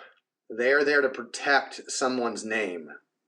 And I think that's where it'll be hard. It's like you'll never, the way that the system is now, you're never going to get anyone in there with a really, really empathetic heart. They'll never get cast the gate. They'll be cast as a fucking weirdo or something, right? And if you haven't played the game of PhD, you've written your PhD in fucking operator syndrome or something stupid like that, and now you're gonna you're the expert for what? Like, how are you the expert? Because you went to school? That's silliness. That's absolute silliness. So, again, I'd love to eat my words. I hope I do. Going back to the recruits, one of the things that I hear from the more ignorant of, I'm not going to use the word leaders, chiefs, and administrators is, well, these young people don't want to work these days. And what I'm seeing and hearing from the good leaders is that these young people are very in touch with, the things that are most important. If you at Washington Times, was it Washington Times? Wall Street Journal, excuse me, did an article recently on how Gen Zs are actually leaning into the trades now because the same technology they have in their hand, they Google, is it worth going to college? And then it comes back, well, if you're not going to be a doctor, a lawyer, or an architect, or the other these, places that you need this academic route, then no, it's not. So they're going, oh, okay. Well, then if you Google, is it healthy to be a firefighter? They're getting the same results. They're seeing 56, 80-hour work weeks, divorces, suicides, addictions, testosterone in the toilet, all the things. And they're, from what I can tell, being raised by our generation and hearing, the people in our echo chambers talking about health and sleep and all these things. They're going, that sounds a bit shit. I think I'm going to go be a welder. Because I don't want my job to cost me my freaking marriage and my relationship with my kids. That's insane. I don't want it to cost my mental health. Who would do that? And so what I'm seeing in the fire service is that you have a lot of these young people that absolutely want to be in uniform. But we as a profession have done a massive disservice by breaking down our people, and these young people are seeing it. Yeah. So in my profession specifically, I know that if we go to this healthier work week, if we put fitness standards back where they should have been, well, not even back, we put them in where they should have always been. If you have culturally competent clinicians embedded into a department, these young people are then going to start flocking to this profession because now we're telling them we actually give a fuck about you. What is your perspective of this young generation? They're the being in touch with the mental and physical health and the relationship side, and how that affects the desire to wear a uniform through your eyes in 2025. First, I think that if we do have people who are more aware or who are pushing back or who are wanting to be in a positive relationship and eat the healthy foods and do the things, I think it's just going to enable them to harness when they need to be violent, harness when they need to show violence, harness when they need to be the warrior of action in that way. But if they're willing to take the other side of it, when you see the kinder side or the compassionate side or the more gentle side, now you are treating the person as a whole. And I do think that this younger side, like you said, is getting more interested in trade or food or farming and all those kinds of things. It's just going to enable them to question it more and to push back more to make that kind of change, Yeah, it'll proliferate. Geez, I can't say it. It'll improve. It'll increase. So that's what will disseminate. Like, because that's big part of the balance, right? Like let's say your Ferrari engine is only as good as its brakes. We got totally away from the trade and just being so used to the revving the engine and just redlining it and now there's enough information on how to take that gas pedal off. It's just a matter of actioning that side of it. Yeah, because I think it's going to take some time to kind of say like, hey, like who are the decision makers in fire? Who are the decision makers? Like I'm saying, like the pulse, right? For us in the military, it's like E5 to E7. That's the bulk. That's the pulse. Those are the people doing the work. That's the kind of thing. You're still in that phase, and like there's a lot of impression to be made. And I think it's going to take a while. It's going to take us 5 or 6 years. I tell guys all the time, our classes, we've been doing it for 4 years. We're kind of like, our gut feeling, our mind is like about 7 years from this time we start, we'll have enough time, people in that are starting to gain rank. And there'll be some guys with rank. And then all the guys we train, we'll send them in as new guys. We're like, I know your chief. I trained him 4 years ago. And I know that chief is health conscious and training conscious. And his sister platoon is as well. And now you're going to start getting guys that have experienced good training, good eating. And then they go in the military and then they experience violence, all these sort of things. I go, wow, these guys have got a better balance. Mm-hmm. It'll allow just exactly what Kathryn said. It will allow for us to be more, because we'll go, because we'll have our mentors that are in E7 maybe, and then we'll have some younger guys that have been practicing it, and then maybe they'll be hiring somebody, not just strength coaches, dietitians, and athletic trainers. They'll be like, hey, like, we really do have available to you if you want to do meditation, breath work, yoga, whatever it might be. That's something that is like, you've identified that thing that allows you in your rest period, if you're off for 2 to 3 days, like, that's what's mandated. Your command is going, we've scheduled you to go to get a massage, a float, and then you're going to go do something else in these 3 days. And that's going to, instead of going to the range one day and go to this, you're going to spend 3 days on the command's dime to go do these things. Because there is float tanks at SEAL Team 6, or there were, because I installed them. I don't know if they're there anymore, right? It's like, okay, is there IR saunas there? Is it? Now, if all those modalities are there, do they know how to use them? Or are they just adding more stress? It's like, hey, I'm going to go do some hot yoga to down-regulate, but you just came back from a big deployment. That hot stretch is too much for the nervous system. And so I think that as people are learning how to down-regulate by authentically good coaches and mentors, when they'll be able to last, their patience will be better, their health will be better. And what we'll start seeing is people that don't take health and wellness conscious will fall off like they do already. And then you'll really see the people that we're hoping we plant those seeds within 7 to 8 years to be like, you're the leaders, and then they'll change. But I don't know. It's still a big wish, but I hope we can affect them. What was interesting recently, I had this realization, because obviously I've interviewed people like yourself, many, many times now, whether they're in the university setting or whether they're actually specifically embedded with the tactical athletes. When I hear people that are coaching, whether it's the Thor 3 program or, what you're doing, performance first, it's this focus of squeezing out performance in, our operators, especially on the tier 1 level. But when you look at police and fire, when strength coaches come in, nutritionists come in, it's, well, let's try and get you to die a little bit less.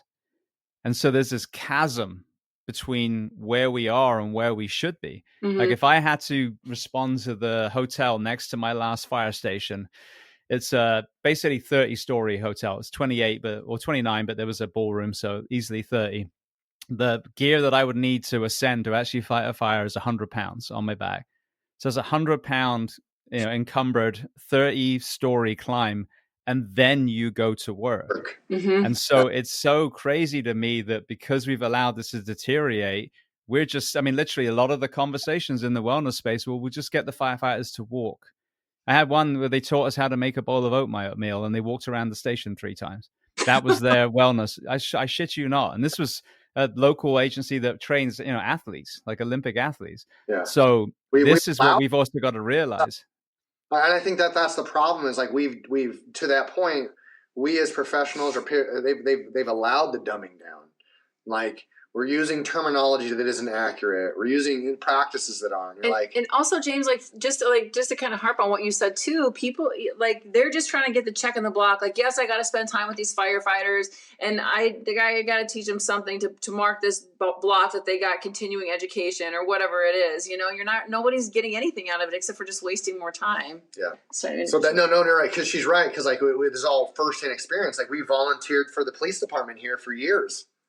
And then we did their once or a couple times a year, we'd go in there and do their in-service that had to be health and wellness. And we'd give the whole speech on eat right, exercise right. And it was always the leadership, and they never disseminated it. And then the last time we did it, both her and I were like, before we went in, we're like, this is going to be our last time.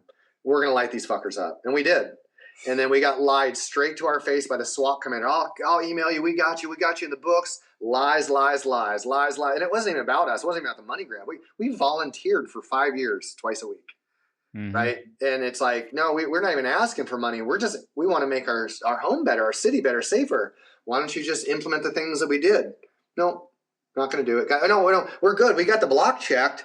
Now all the leadership got their block checked. Now they can send an email. That's all they did. They just sent an email. And they sent like a running video, be YouTube, the police chief here, just sent an email and a running video to go, we don't need to go to performance first anymore. Here's the video. No shit. The police chief sent a video to the department wide so they didn't have to come train with us. Yeah, it's insane. And you think about, like I've pointed out so often, my profession could be, let's say, deep sleep. It's not a deep sleep, a partial sleep at 3 a.m. wake up to the alarms, slide down a 2-story pole, get into the back of a rig, navigate traffic, trying not to kill someone on the roads to a fire, pull off a ladder, throw it, go through a second floor window, do a search, find a child, navigate them back out. And now the ambulance is stuck behind a freight train. So now you got to doff your gear and do a pediatric algorithm, cardiac algorithm on this child. Yeah. These are the people that we're like, we don't need a fitness standard. The 56-hour work week, 80-hour work week is fine. Yeah. It's so far from where we need to be. And then we wonder why we see, these just nauseating videos of police officers just getting ragdolled by, arguably small people, and, the foot pursuits where they don't even try.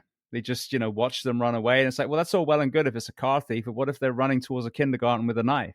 Yeah. It's inexcusable to not have the high bar of fitness, but we have broken them down so much we can't even ask them to have that bar at the moment, because almost no one can sustain that in a 80-hour work week, not sleeping 3 or 4 times a week. Yeah. In so many ways it's unthinkable. And but it all comes back to, wait a minute, like we've learned all these lessons. All of these lessons are written in blood. They've been researched time and time again to nauseum in dozens and dozens of institutions worldwide. Right? I that's why I kind of look at, like, whether you like to read history or not, or the Bible and go that far back, like, humans have always done one thing magnanimously well: treated each other like shit. And like, I just see like that trajectory. That's all I see. I don't. And God, I hope I'm wrong. I really do, because what we end up seeing, there's just too many people that are suffering. There's just too many, and it just doesn't have to be that way. So I guess we're just going to keep making that argument until somebody, somebody changes it, I suppose. Yeah. I've said this, I was reflecting recently, we always look at evolution as far as innovation, fire, the wheel, the industrial revolution, the computer. I saw one of those cyber trucks with Elon. Thank you, Elon Musk on the back. I'm like, well, that's definitely a step back, because it looks like a fridge with wheels. But, yeah. But aside from that, this is the kind of trajectory that we look. Oh, humans are evolving, and I disagree. If you look at the dark history, thousands of years ago, we were absolutely horrendous to each other, en masse. So I would say that the evolution of man is kindness and compassion. And so every time there's someone at a helm dividing and forcing, tyranny. I mean, I think Gaza's a perfect example. I don't know why people can't just have the balls to stand up and say this is wrong, that women and children are being executed on a fucking daily basis and starved to death.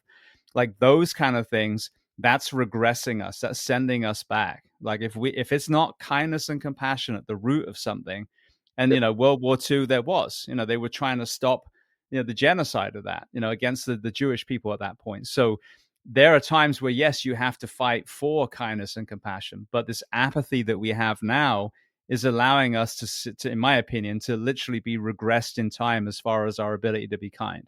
Right. And that's a weird thing. It's like when you have, and then there's all sorts of ways that people get raised, but we have people in society, parents that are like willingly raising their children with no identity. Like that to me, there's nothing great. There's nothing more evil than that. To place your own neurosis. And that's like a therapist is like my neurosis, whatever you want to call it, is a therapist's dream. But when my neurosis comes to when my reprieve comes, right, now all I'm doing is tapped into that person's neurosis, because that's it. They can't get someone that's in that position that just demands that there's something wrong with you is just a projection of where they're at, right? And if something must be wrong with you, it's like, no, like not in the sense that you think. Like, my frustration doesn't come from my actions on target. My frustration has always come from the administrative bullshit that comes after it. Right? We have telling people that you need to, like, Jeff, you need to sign your name to this, to all these shooter statements. Fuck you. I'm not signing my name to saying I killed these people in a military mission. But my leadership, my officers are like, you're going to do it. And I stood my ground. That's the frightening thing. I was around the most violent fucking humans on the planet. The most violent. I was in it. And they all fucking bent over and spread their cheeks, but me and a few other guys. So you have those people that are going, yep, leadership, the command, like blah, blah, blah, bullshit. I'm not okay with that because like you are paying me very little to go do the most dangerous job in the world. And I did it for 8 years.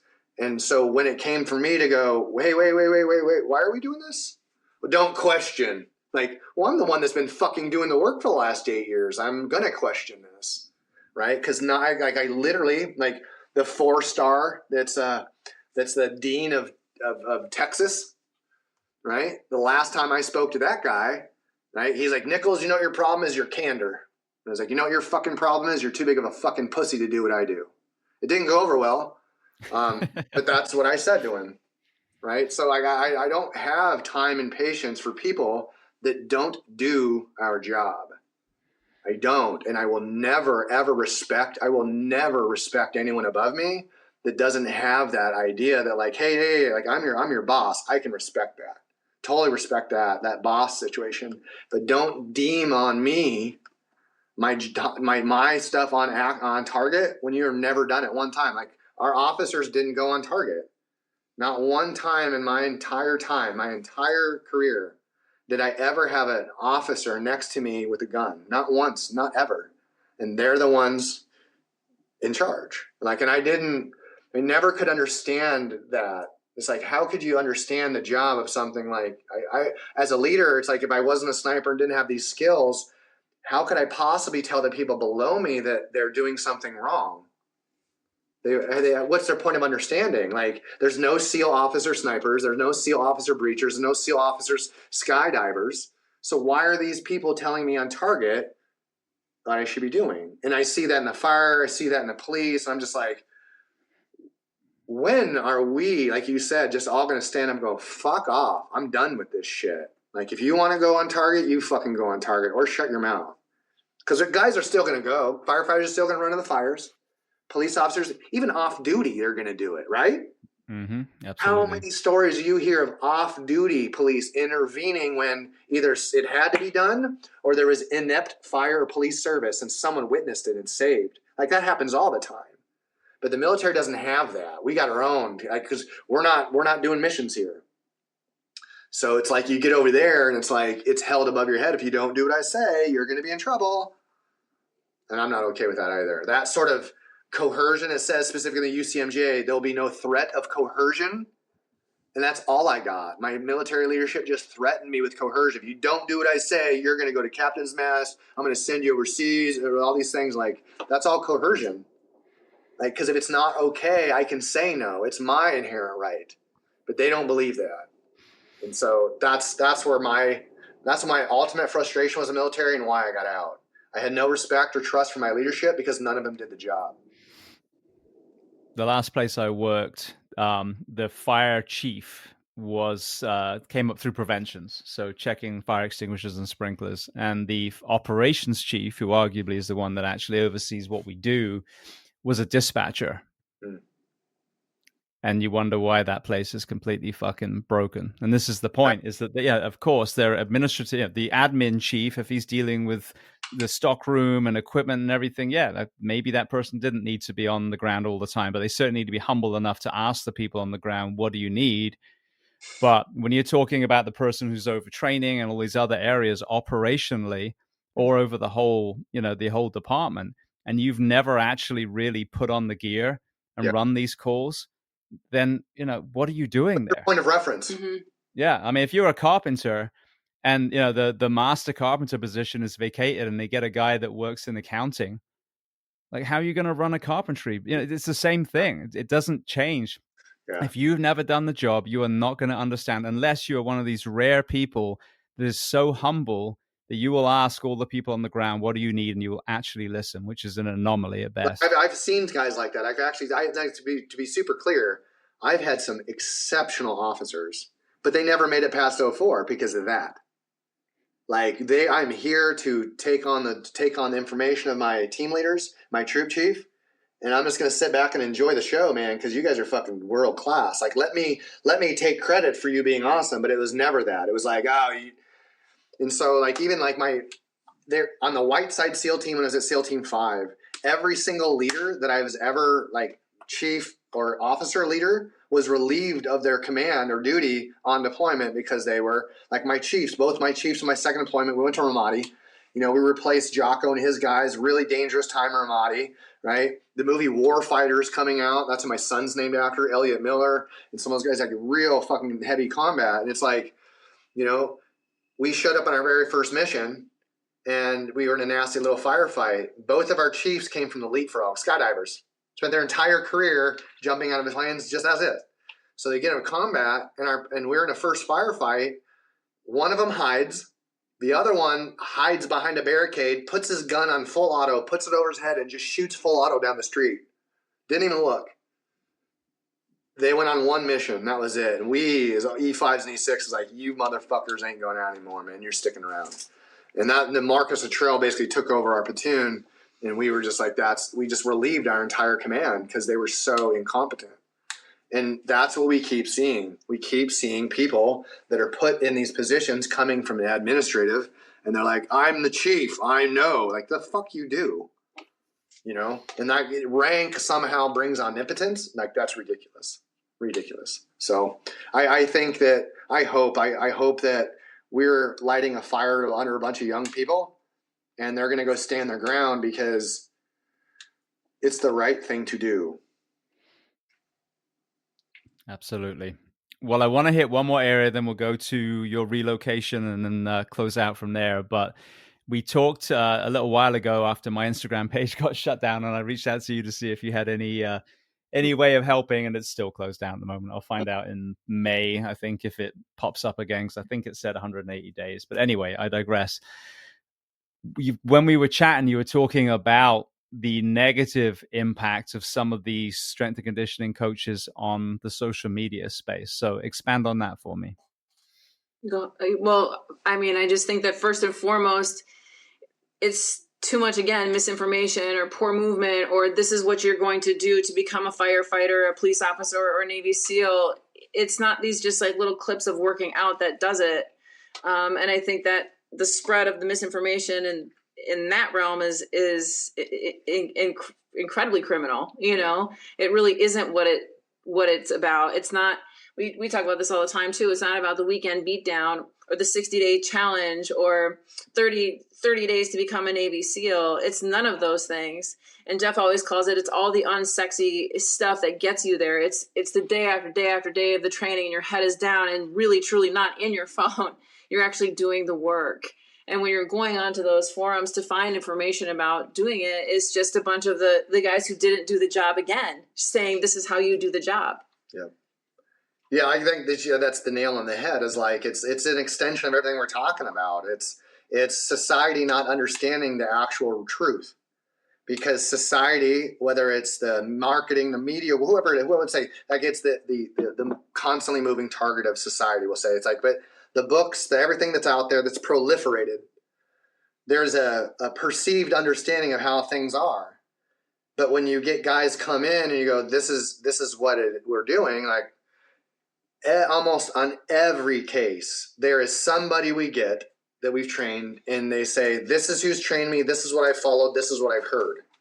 And in every single case, I'm like, well, okay, all of that taken into account, like, what's the standard? What is the standard of this? The standard of the SEAL teams is not a bud student. Basic underwater demolition, like basic. It's so the easiest part of our command. The fucking easiest part of our job is buds. It is the easiest, by far the easiest. And then SQT, right? As you go down this road, it gets more difficult. But the reality is, a society does not differentiate between the top of the standard all the way down to the bottom. My very first week at Buds, we had a guy, instructor. He said, listen, guys, if one of you guys goes out in town or goes to Tijuana and you get in trouble, the newspaper is going to say Navy SEAL does something. Sure enough, 2 days in my Buds class, 2 guys went down to Tijuana, got arrested. Newspaper, Navy SEALs arrested in Tijuana. So society is not set up, because society doesn't want to admit that the people they're following are fucking cowards and phonies. That's the problem. is because we've propagated that a Navy SEAL is a guy who runs on the beach with his shirt off in the safe streets of America. That's what we've got. And no one is enough critical thinking to go, wait, there's a BUD standard. Like when I'm a BUD student, there's a standard. And it's a run, a swim, a time. Okay, now there's SQT, the SEAL qualification training, which 6 months later, and it's like, okay, there's a new standard. And then I check into SEAL Team X, 1 through 10, right? Now there's a Navy SEAL standard. But the Navy SEALs there don't do skydiving. They don't do the things that, like, they don't do the heightened skill. And they do things. They're fairly skilled, but society doesn't differentiate. And the problem is everyone is saying, like, we had a phone call the other day, someone that was a boat guy for 11 years and is telling this female, this is the way I know what's going on. I know what's going on. It's like, dude, you're a boat guy. You never met the standard of the SEAL teams, and you're trying to get this female to become the first Navy SEAL. So you're inadvertently or purposely misleading this person because you're saying you know the standard, but how could you? I think one other thing too, James, that I just wanted to touch on is a lot of these strength coaches or saying who they're tactical coaches or whatever. You can just go to an app or buy this program or whatever, and it's just not the case. There's no instruction on actually how to do it. So you are just leading a whole bunch of people to more confusion rather than actually telling it how this is really how you train properly for this. And then you have these young people looking at Instagram and be like, geez, I wish I could look like that guy or be like that guy. And they're still not the ones that are doing it. Their only job now is to look cool behind the camera, so. James, do you have a favorite sport? Do you have are you a huge soccer fan or anything? I love martial arts, so I do jiu-jitsu at the moment. Okay, perfect. But you'll get this analogy. I always tell people Manchester United is a pretty fucking good team, we'll say. We could say even like the All Blacks of New Zealand, the winningest sports team in history. In New Zealand, if you go to New Zealand, you have a bunch of people in the schoolyard, the workplace. And there's a bunch of lower level rugby all over, right? Because they're trying to get to the All Blacks. Nobody in those minor leagues of the rugby are going, you know what, we do the same thing the fucking All Blacks. We're just as good. But that's all we have. We have all of these paper warriors that have written books that are saying that. And you're like, whoa. Like, no, man, you are not the standard. And that's the problem is like, the question was like, we see guys come in, what's the deal? It's like, we keep getting all of these people coming in thinking what the standard is what they've been told by somebody who never actually met the standard. They met a standard within the community, but they didn't meet the standard. And that's what problem is. You tell these guys, they're like, their world crumbles a little bit because you're like, they put all this emotional eggs in these baskets of like, this guy was a Navy SEAL, he must know. And then you have me go, no, there's much higher standards of this, and this is not the standards we're off at all. Like we deploy. Like I don't spend 20 years in the United States without deploying. Right? If you did 20 years of deployment, you should have at least 10 deployments. At least. Right? And so that's what you're seeing is you're seeing people that have heroized people that are really quite phony. And in terms of not what they did, it's not to disregard, yes, they did all that, but they're propagating lies to substantiate their own value or their book or their way of being or their Instagram page. And it's like, we martial arts, per example, who is going to get access to martial artists at the highest level without themselves being a martial artist? You'll be called out immediately. Now you can be a super humble white belt and be working with America's top team all day. But as a white belt, you're not going to go fucking hang around America's top team and go, I do the same thing you do. I got the same belt. That's what we wouldn't end all well. the time. That's all we see is a bunch of people that are trying to inflate their being for their own social presence. But when you ask them real critical questions like, what have you been doing for the last, while there was 2 wars going on, where were you? Well, because these guys seemed like they were in combat this whole time. What the fuck were you doing? And nobody's asking those questions. So then when they come to us and go, hey, like, there's a lot more to this. There's layers of this thing. Like, well, I don't know. I guess, my mentor, he's told me everything. Like, okay, well, did he meet the standard? Well, no, he wasn't there. It's like, well, then he doesn't know the standard. And that's what we see all the time with coaches and people. Like, they've been lied to. And like, we were in Alabama a couple, year or two ago or something, and I had this old couple come up to me and ask, hey, we went to this dinner. And we hear the speaker who I knew. And he's like, yeah, it was an admiral. A 2-star admiral was telling these people he was in Aden, the country of Aden, the most dangerous country in the world. And he was going from rooftop to rooftop shooting bad guys with a suppressed pistol. He told that to a bunch of people who paid thousands of dollars for his dinner. So that is why the world is so fucking confused, because you have people out there talking about how they're just basically taking someone's mission. Because I knew that mission. I was privy to that actual mission that had happened. And so I hear somebody else tell it. I'm like, that motherfucker just stole someone's story to tell to a bunch of people to make himself feel awesome. And so that's what we see. I would say 75% of the time, that's what we get. Someone has talked to someone, mentored someone. They did a couple phone calls. They may have even met with them at a workout for once or twice. And they were just told all this bullshit. And so we got to go, all right, not to disregard what that was, but here's how you get there by truth.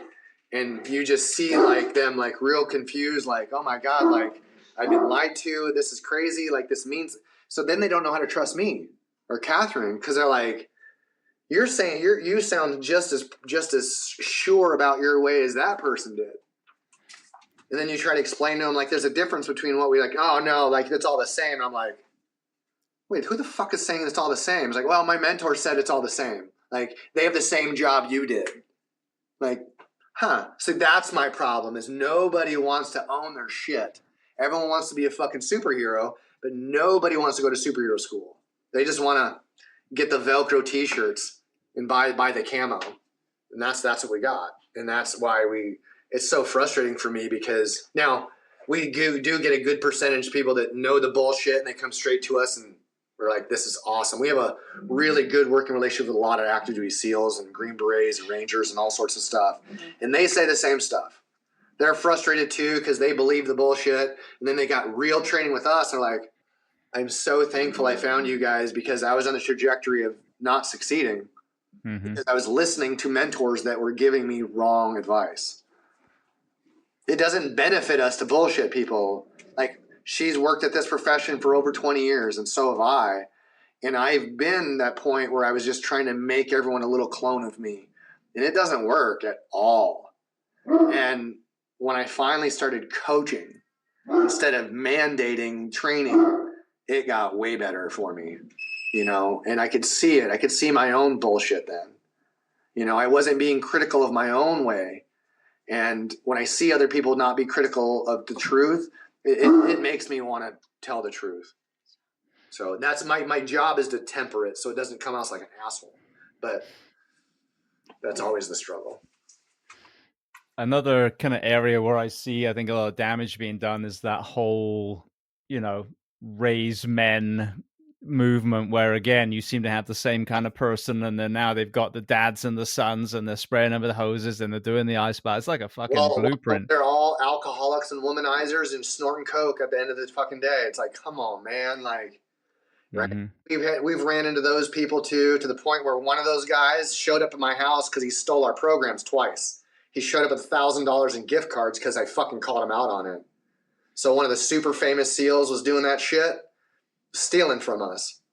So like, I'm not going to name names, but you can probably fucking narrow it down real quick. My point is that kind of shit is the problem, is because you have really, really like these little kids and dads that are starved for that thing that these people are saying they can give to them, but they can't fucking give it to you because they don't have it, because they themselves are morally corrupted as well. And they're just a big fucking show. And that isn't helping anyone. And you couldn't be more right about that bullshit. And now you've got people fucking lumping in psychedelics and stuff to it. Fucking criminal, man. That stuff right now you got all these teen guys with fucking plant medicine, dude. and they're bypassing all the need, all the quiet prayer, meditation. They're bypassing all of that, and they're going straight to the phony holy, man, selling their bullshit from in Costa Rica. Like it's getting bad, because that's what we keep seeing. What you don't hear is that like less than 1% of the guys that go through therapy 6 months later still on, because they go back to their environment. They don't fix what they're doing. They don't do the practice of breath work, and they end up right back where they're at, back in the drugs, back in the womanizing, back in the alcohol, back in the shitty life. Because I did that. I went through the plant medicine and thought I was fucking God, and I thought I was all better, but all I was doing is build up this big fucking ego, even just in a different way. And then she called me on it, and I was like, oh my God, I gotta just, that's bad. Like, holy shit, I'm so phony holy. Like, I went through it. Like, you go back to my old videos and like post therapy in Mexico, man, I thought I was, even before that, like, what a fucking phony I was. Holy shit. And I'm so thankful that I know it. Like, cause I'm not like ever past that, like trying to resolve that. But, you know, I'm always trying to, but it's hard for me. But I also know that like when I'm really fucking wrong, that it takes me a minute to kind of like digest that and then grow. And like, that's the hardest thing I put on her, is she's had to deal with my bullshit. And like, I know it catches up to me and catches up to her, and she doesn't deserve that. And I think that's what we need. Like, I respect her so much that I actually listen. And even if it's like, sometimes I don't, because I care, I really do. My problem is what exactly we're talking about. I have a hard time setting it down. I do. I really do. Like, even right now, like the last couple of days with her and I, it's like I'm having a hard time, and she's the brunt of my bullshit, and it's not fair. And I know that I wouldn't be in this position if it wasn't for her. I wouldn't. And I don't. I'm tired of watching fucking good humans suffer. I'm fucking tired of it, man. I'm so fucking tired of it. Because so many good people are trying to fucking fix this place, man, and it's so fucking hard. It's so hard for me. You know, that's the honest thing. Like, honestly, I almost texted you before this, man. I'm having a hard time. You know, I was going to cancel this, but fuck, man, like, this is it's ironic that we're talking about this, because the last couple of days this has just been chewing me up, you know? And there's just a lot of good people that need some fucking help, man. And sometimes we're able to provide it, sometimes we're not. But I think there's enough good people to provide help for everyone, honestly.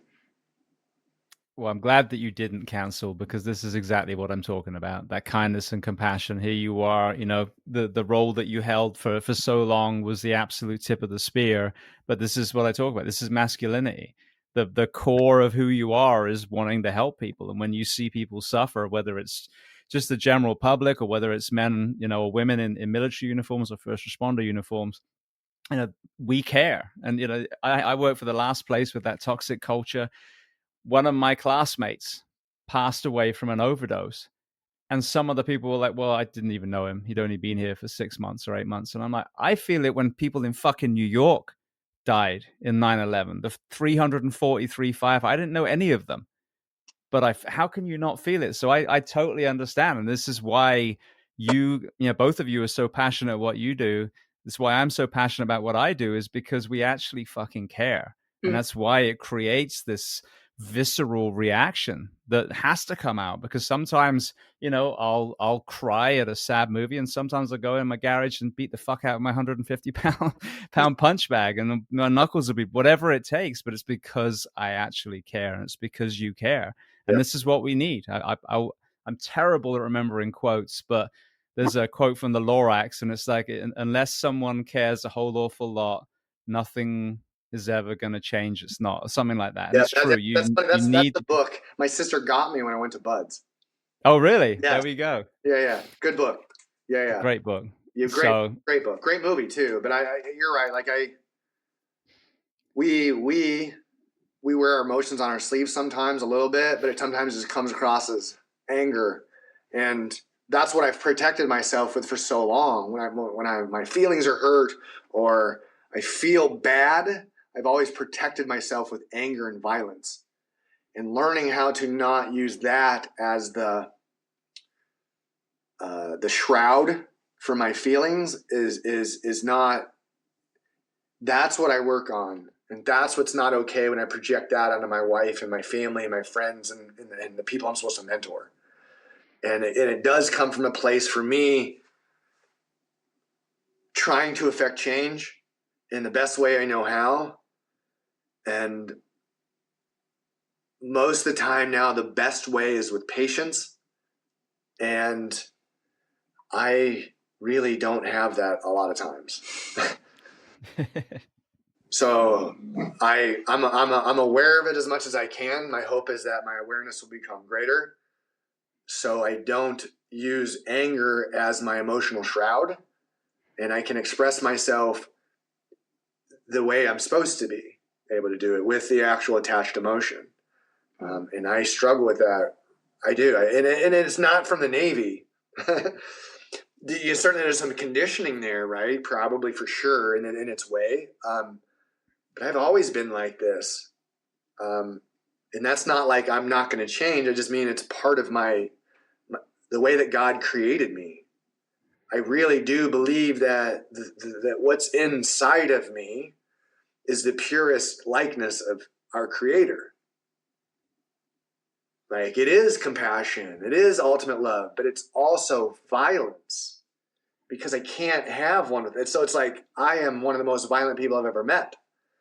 And so what I'm trying to learn from my wife is that Jeff is also the most lovely, sweet, kind, compassionate person. Of course we have, trials and tribulations, and especially with this, an upcoming move and my stepson going to college. But, I just going back into the conversation that we've been having, learning how to harness and know when to use your violence or anger or taking action in that way is super important. But understanding and learning the compassionate side and empathy is the other side of that, and learning how to express and when that is also the appropriate response, rather than just going to the one that you're comfortable with, right or wrong. It's a comfortable response.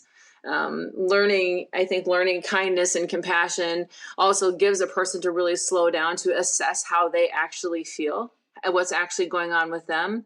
And I also feel in this realm that giving that person enough time and space to be patient, to understand what they're feeling, is probably just as important as that person learning to do it themselves. Yeah. Like I say this and I could have never heard myself make sense of this, but she has made sense of this and for me, and then given me that gift is I never knew that I had to have compassion for myself. I didn't know what that was. I didn't know how to be easy on me. It wasn't easy on me as a child. My parents were the most loving parents. They gave me an infinite road to hang myself. They never said no. I was fortunate as a child. I respect my parents. I always wanted to do good. And things, like I said, a little bit of a straight edge child, but it was kind of a backlash. Like I had all this job in the Navy and no one ever told me no. And anyone that told me no, I got confrontational with, violent with, whatever it might be. And then when I got out as a civilian, no one's ever told me no. And I didn't know how, and so like I lashed out at the world and was angry in so many ways, but ultimately what I had to go back was tell a 12-year-old Jeff that he was okay. Like literally I had to find compassion for that 12-year-old kid, because at 12 years old I went hog wild, man. Like I had one point of focus in my life, and I did everything I could to get to that point of focus in sport. And when that fell apart, I just got more angry and violent, and that was my fuel. And in that case, like that's not the best fuel when you're making critical decisions. It's great to a point, right? But it's like the quarterback can't be angry. Leave that for the linebacker. You know what I mean? And that's kind of where I'm at now is trying to learn that and trying to be a better mentor so people come in and they don't see angry, violent veteran. Yeah, and that's I know that's kind of part of the allure too, is like I have some intensity about me. But I'm really fair, and I'm actually with our athletes. I'm actually, believe it or not, it's like the one group of people that I'm actually I hear, and I've been able to practice not being that guy with some of these people, because we've had some questionable characters, and I've been able to handle it well. So that's just the hope, I think that there's a lot of people out there like that are trying to figure out if something's wrong with you. It's like, no, man, you're just a go-getter, and you need to find a place to harness it. And I think that's why the military, fire, and law enforcement is so good for us, because there is always something to be done. I find that my anger also stems from, again, that cowardice, the bullies. I'm not a violent person at all. I've trained my whole life in martial arts, but never really had to test it. So I might fold like a piece of paper if I'm ever called to do it. But it's just when I get angry is when, I'm on the road, and so many first responders have this, and you see someone driving like an asshole, and what happens to that minivan full of kids if that person does, what they did last night, and you saw them weeping and throwing themselves a pity party whilst we're putting yellow sheets over the family. So, and the same with the kind of toxic leadership that that sends people towards either losing their job or divorce or suicide. And it's hard when you have a kind, compassionate heart not to also simultaneously want to choke and punch the faces of people that are opposing kindness and compassion in your community. So it's such a dichotomy. Yeah. It's like a mental tug of war to be that kind of peaceful, warrior in the garden, but then not grab a pitchfork and jam it through someone's face. Yes. No, and it's a real thing, and you're right. Like it's the cliche of, being like a gardener or in a warrior in a garden. Like it really is like that's the hardest practice for us. For our population is to be still and know. Be still. Like it is for someone like you and I that has this very extreme nature of capacity for doing. That's what I'm trying to learn, is like, you don't have the capacity to be completely still and be there with God. Like that's what you get. Like to be the warrior at the extreme, you also have the extreme of being still, but it takes a lot more practice to be still after all those years of going, and that's, so it's like I did 11 years of service. I've been out for 10 years. It's like, how long is it going to take? Like this is probably going to take my life for me to just keep dialing it back year after year after year. I know people like you and I have known each other for years. I'm very different than our first podcast, but I'm still not where I feel like I can be emotionally. And it's not being a bigger show. It's being a more quiet, stoic old guy, like wisdom. Shut your mouth. And I have a hard time shutting my mouth.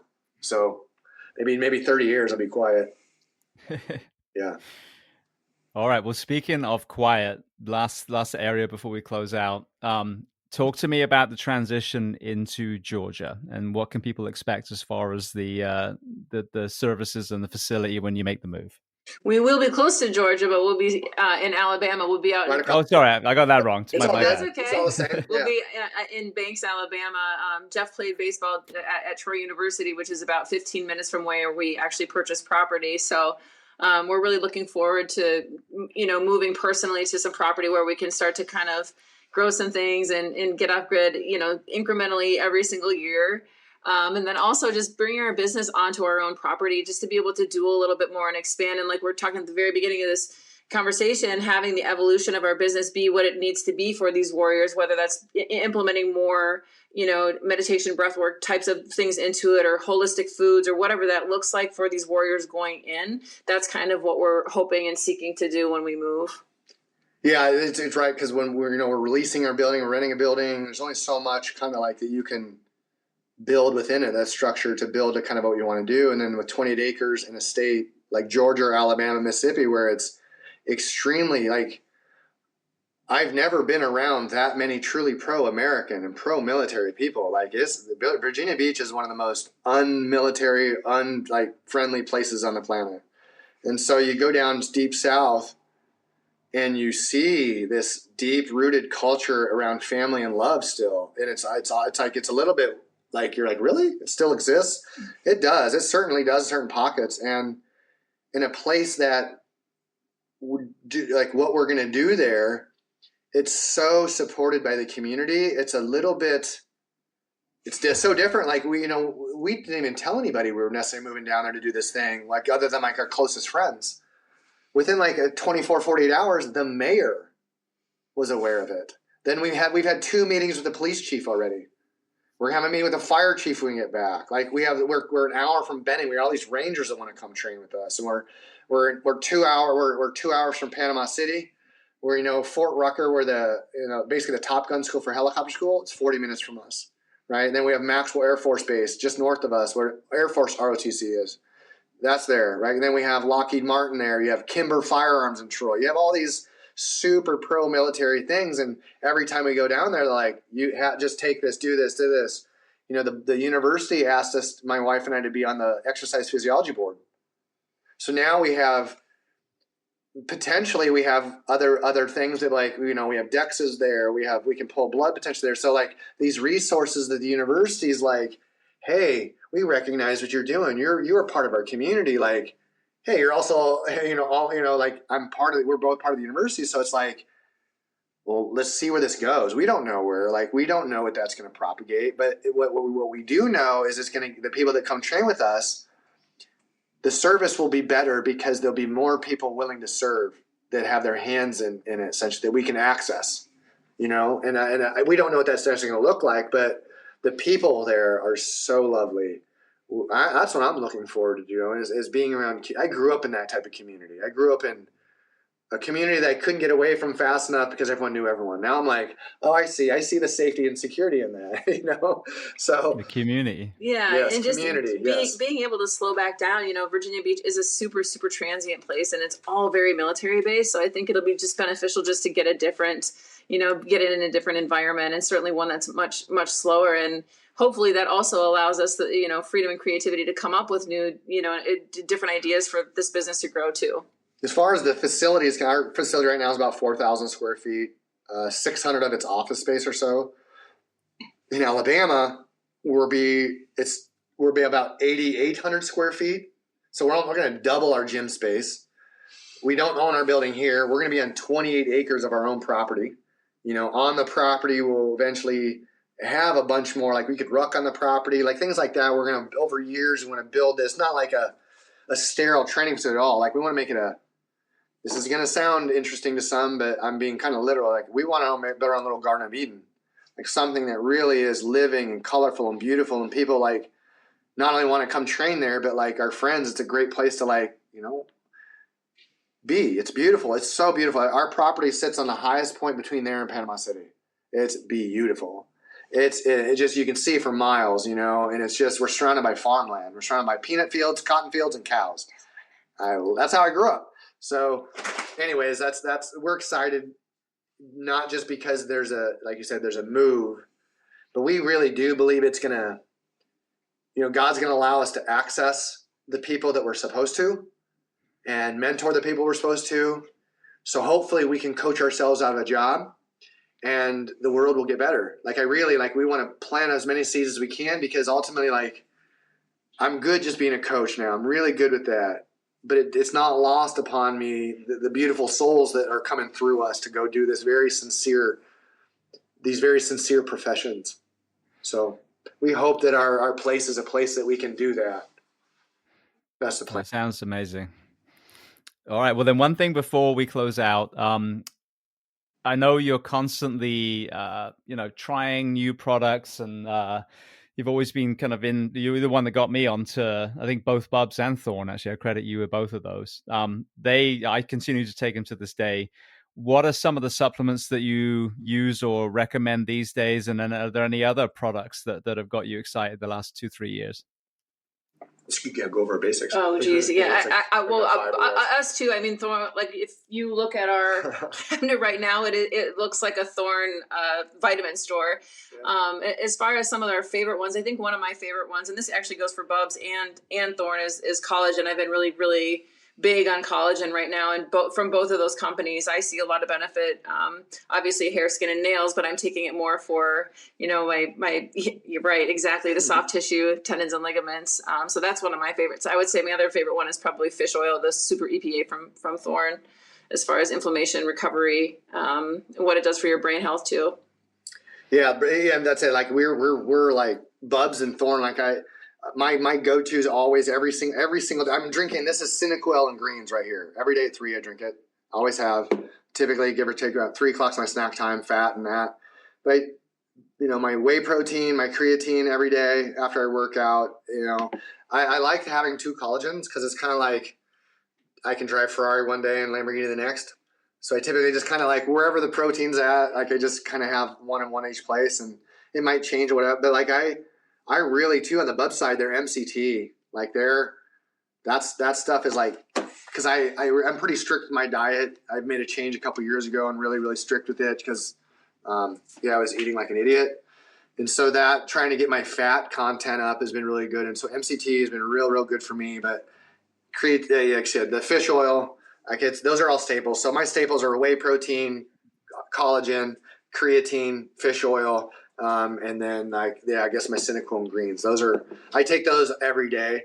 And funny enough, like the hardest thing about supplements is be consistent. But once I have been really consistent, because she's like the most consistent person ever. Like she's my father in a way totally recreated it. So I had an amazing father in that sense. So consistent, so reliable, so good in that way. And so her consistency, I've totally been able to like ride her coattails because she's always taking us. I never forget because she's always taking them. So like I've gotten this great habit now, and the consistency of those 2 products and brands, you just can't go wrong. There's a few out there that obviously make really good products, but it's where can you get a collection of, no kidding, I can pick any product from either of these companies, and Bubs and Thorn have definitely been. And Sean at Bubs is like the best dude. Like he was just on not too long ago, right?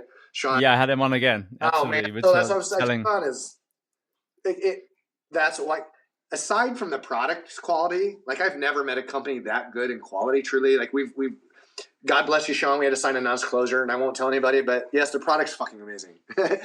Source is amazing too, and the fact that we get to support Sean in his endeavor it's such a gift. Mm-hmm. It is. It's a gift to be able to associate with yourself with that company, because like everything we complained about for the last 2 hours about things not being right, not being compliant, not doing right, not being the best, that is Sean and that is Bubs.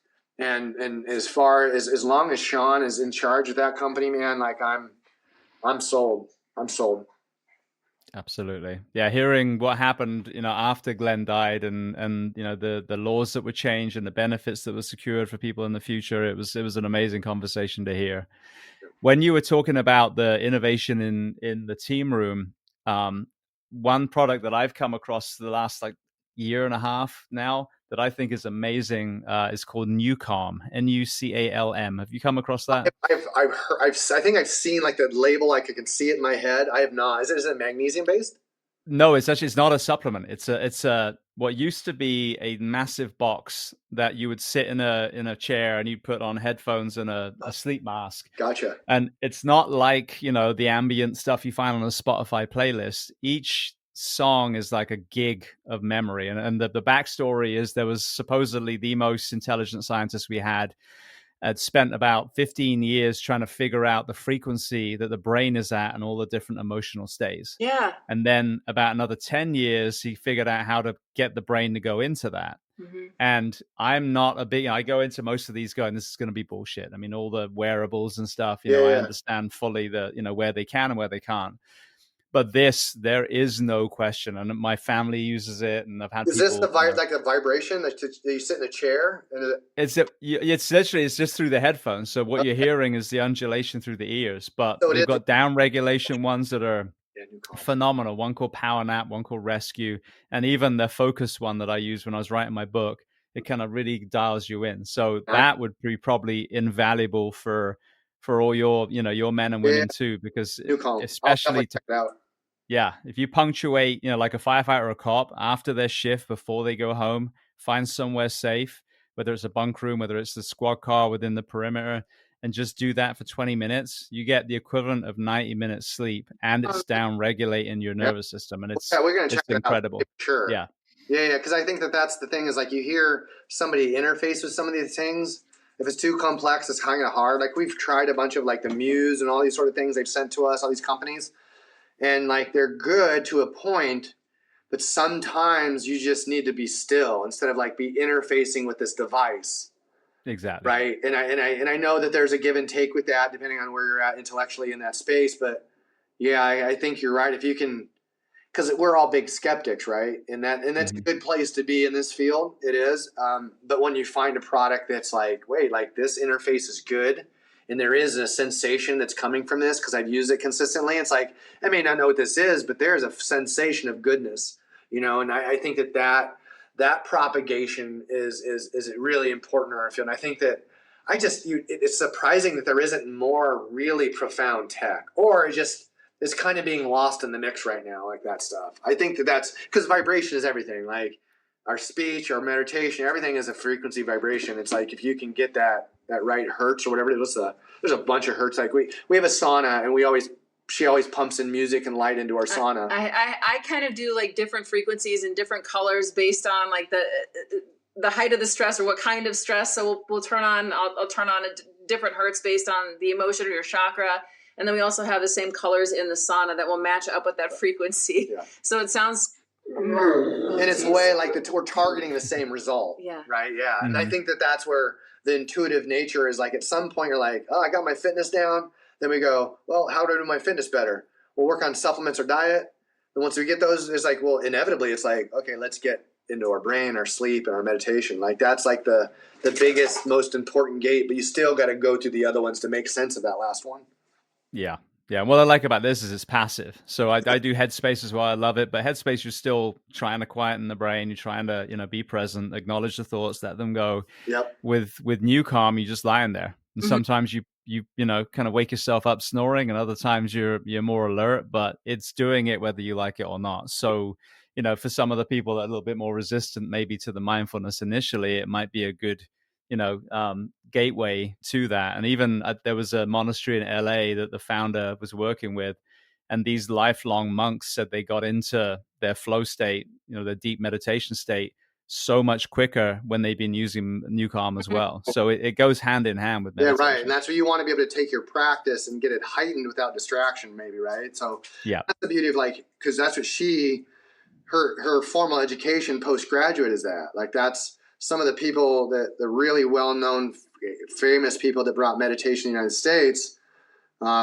She does I'd walk by her computer and she's like talking to listen to lecture of Sharon Salzberg or John Kabat-Zinn or something like that. And you're like, whoa, those are the ones. And so it goes the same tone, all the woo-woo stuff. But when you actually have somebody that's gone their practice, they discovered the people that disseminate it through truth, then they can propagate these sort of practices way easier. And then you're like, that's okay. That's what I'm saying. They just need more healers, right? Like that's where empaths. Yeah, like that's exactly. That's her, and the device. That's where the next thing is like you have someone like you practice monks using it. You see this benefit. And that's why I'm thinking a practitioner putting someone like me or herself with that, you get that heightened sense too. So like we're always on the lookout for that because she's excellent with dumbbells too and things like that. But like she's a master at like the way that I am with a gun. She is that with meditation. Mm-hmm. Thanks. Yeah.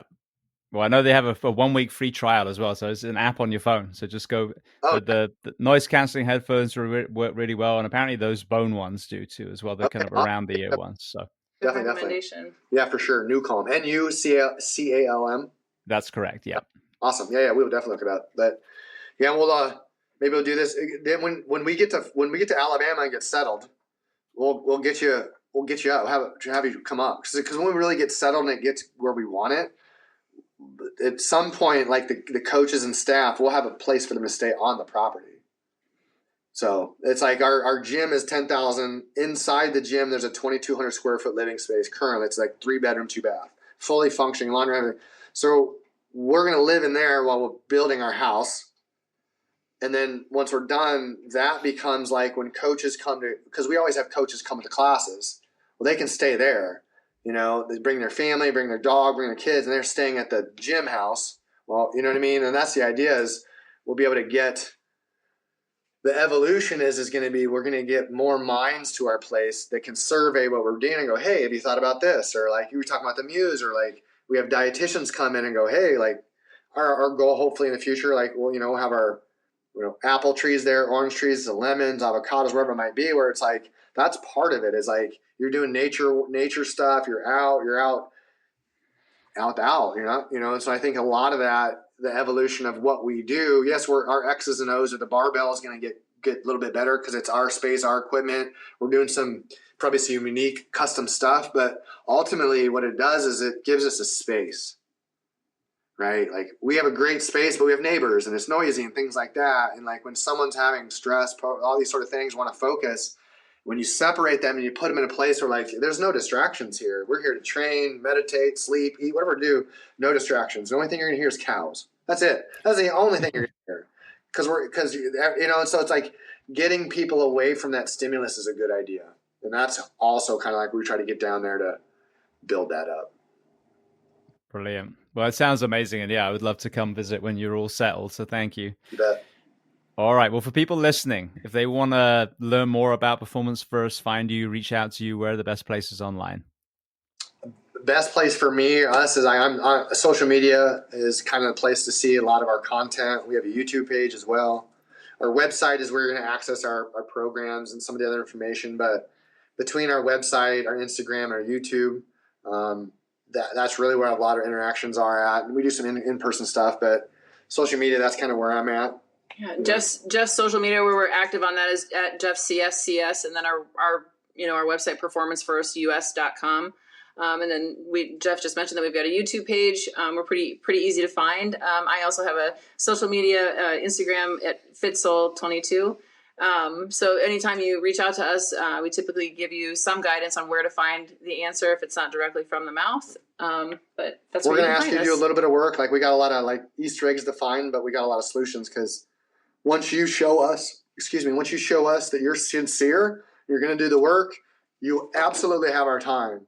But we're not going to give you the time until you at least can do the minimums. And I think that's honest, because if someone doesn't do the basics right, you never know if they're going to own their foundation. James, if someone shows up, their foundation's good, we're like, okay, we can work with that. I hate to be super rude. I have a call a few minutes late too, but I'll let you finish up with Jeff. Thank you so much for having us on again. It's always really, really nice to catch up with you. And your podcast is certainly by far one of our favorites. So I really appreciate you having us on here.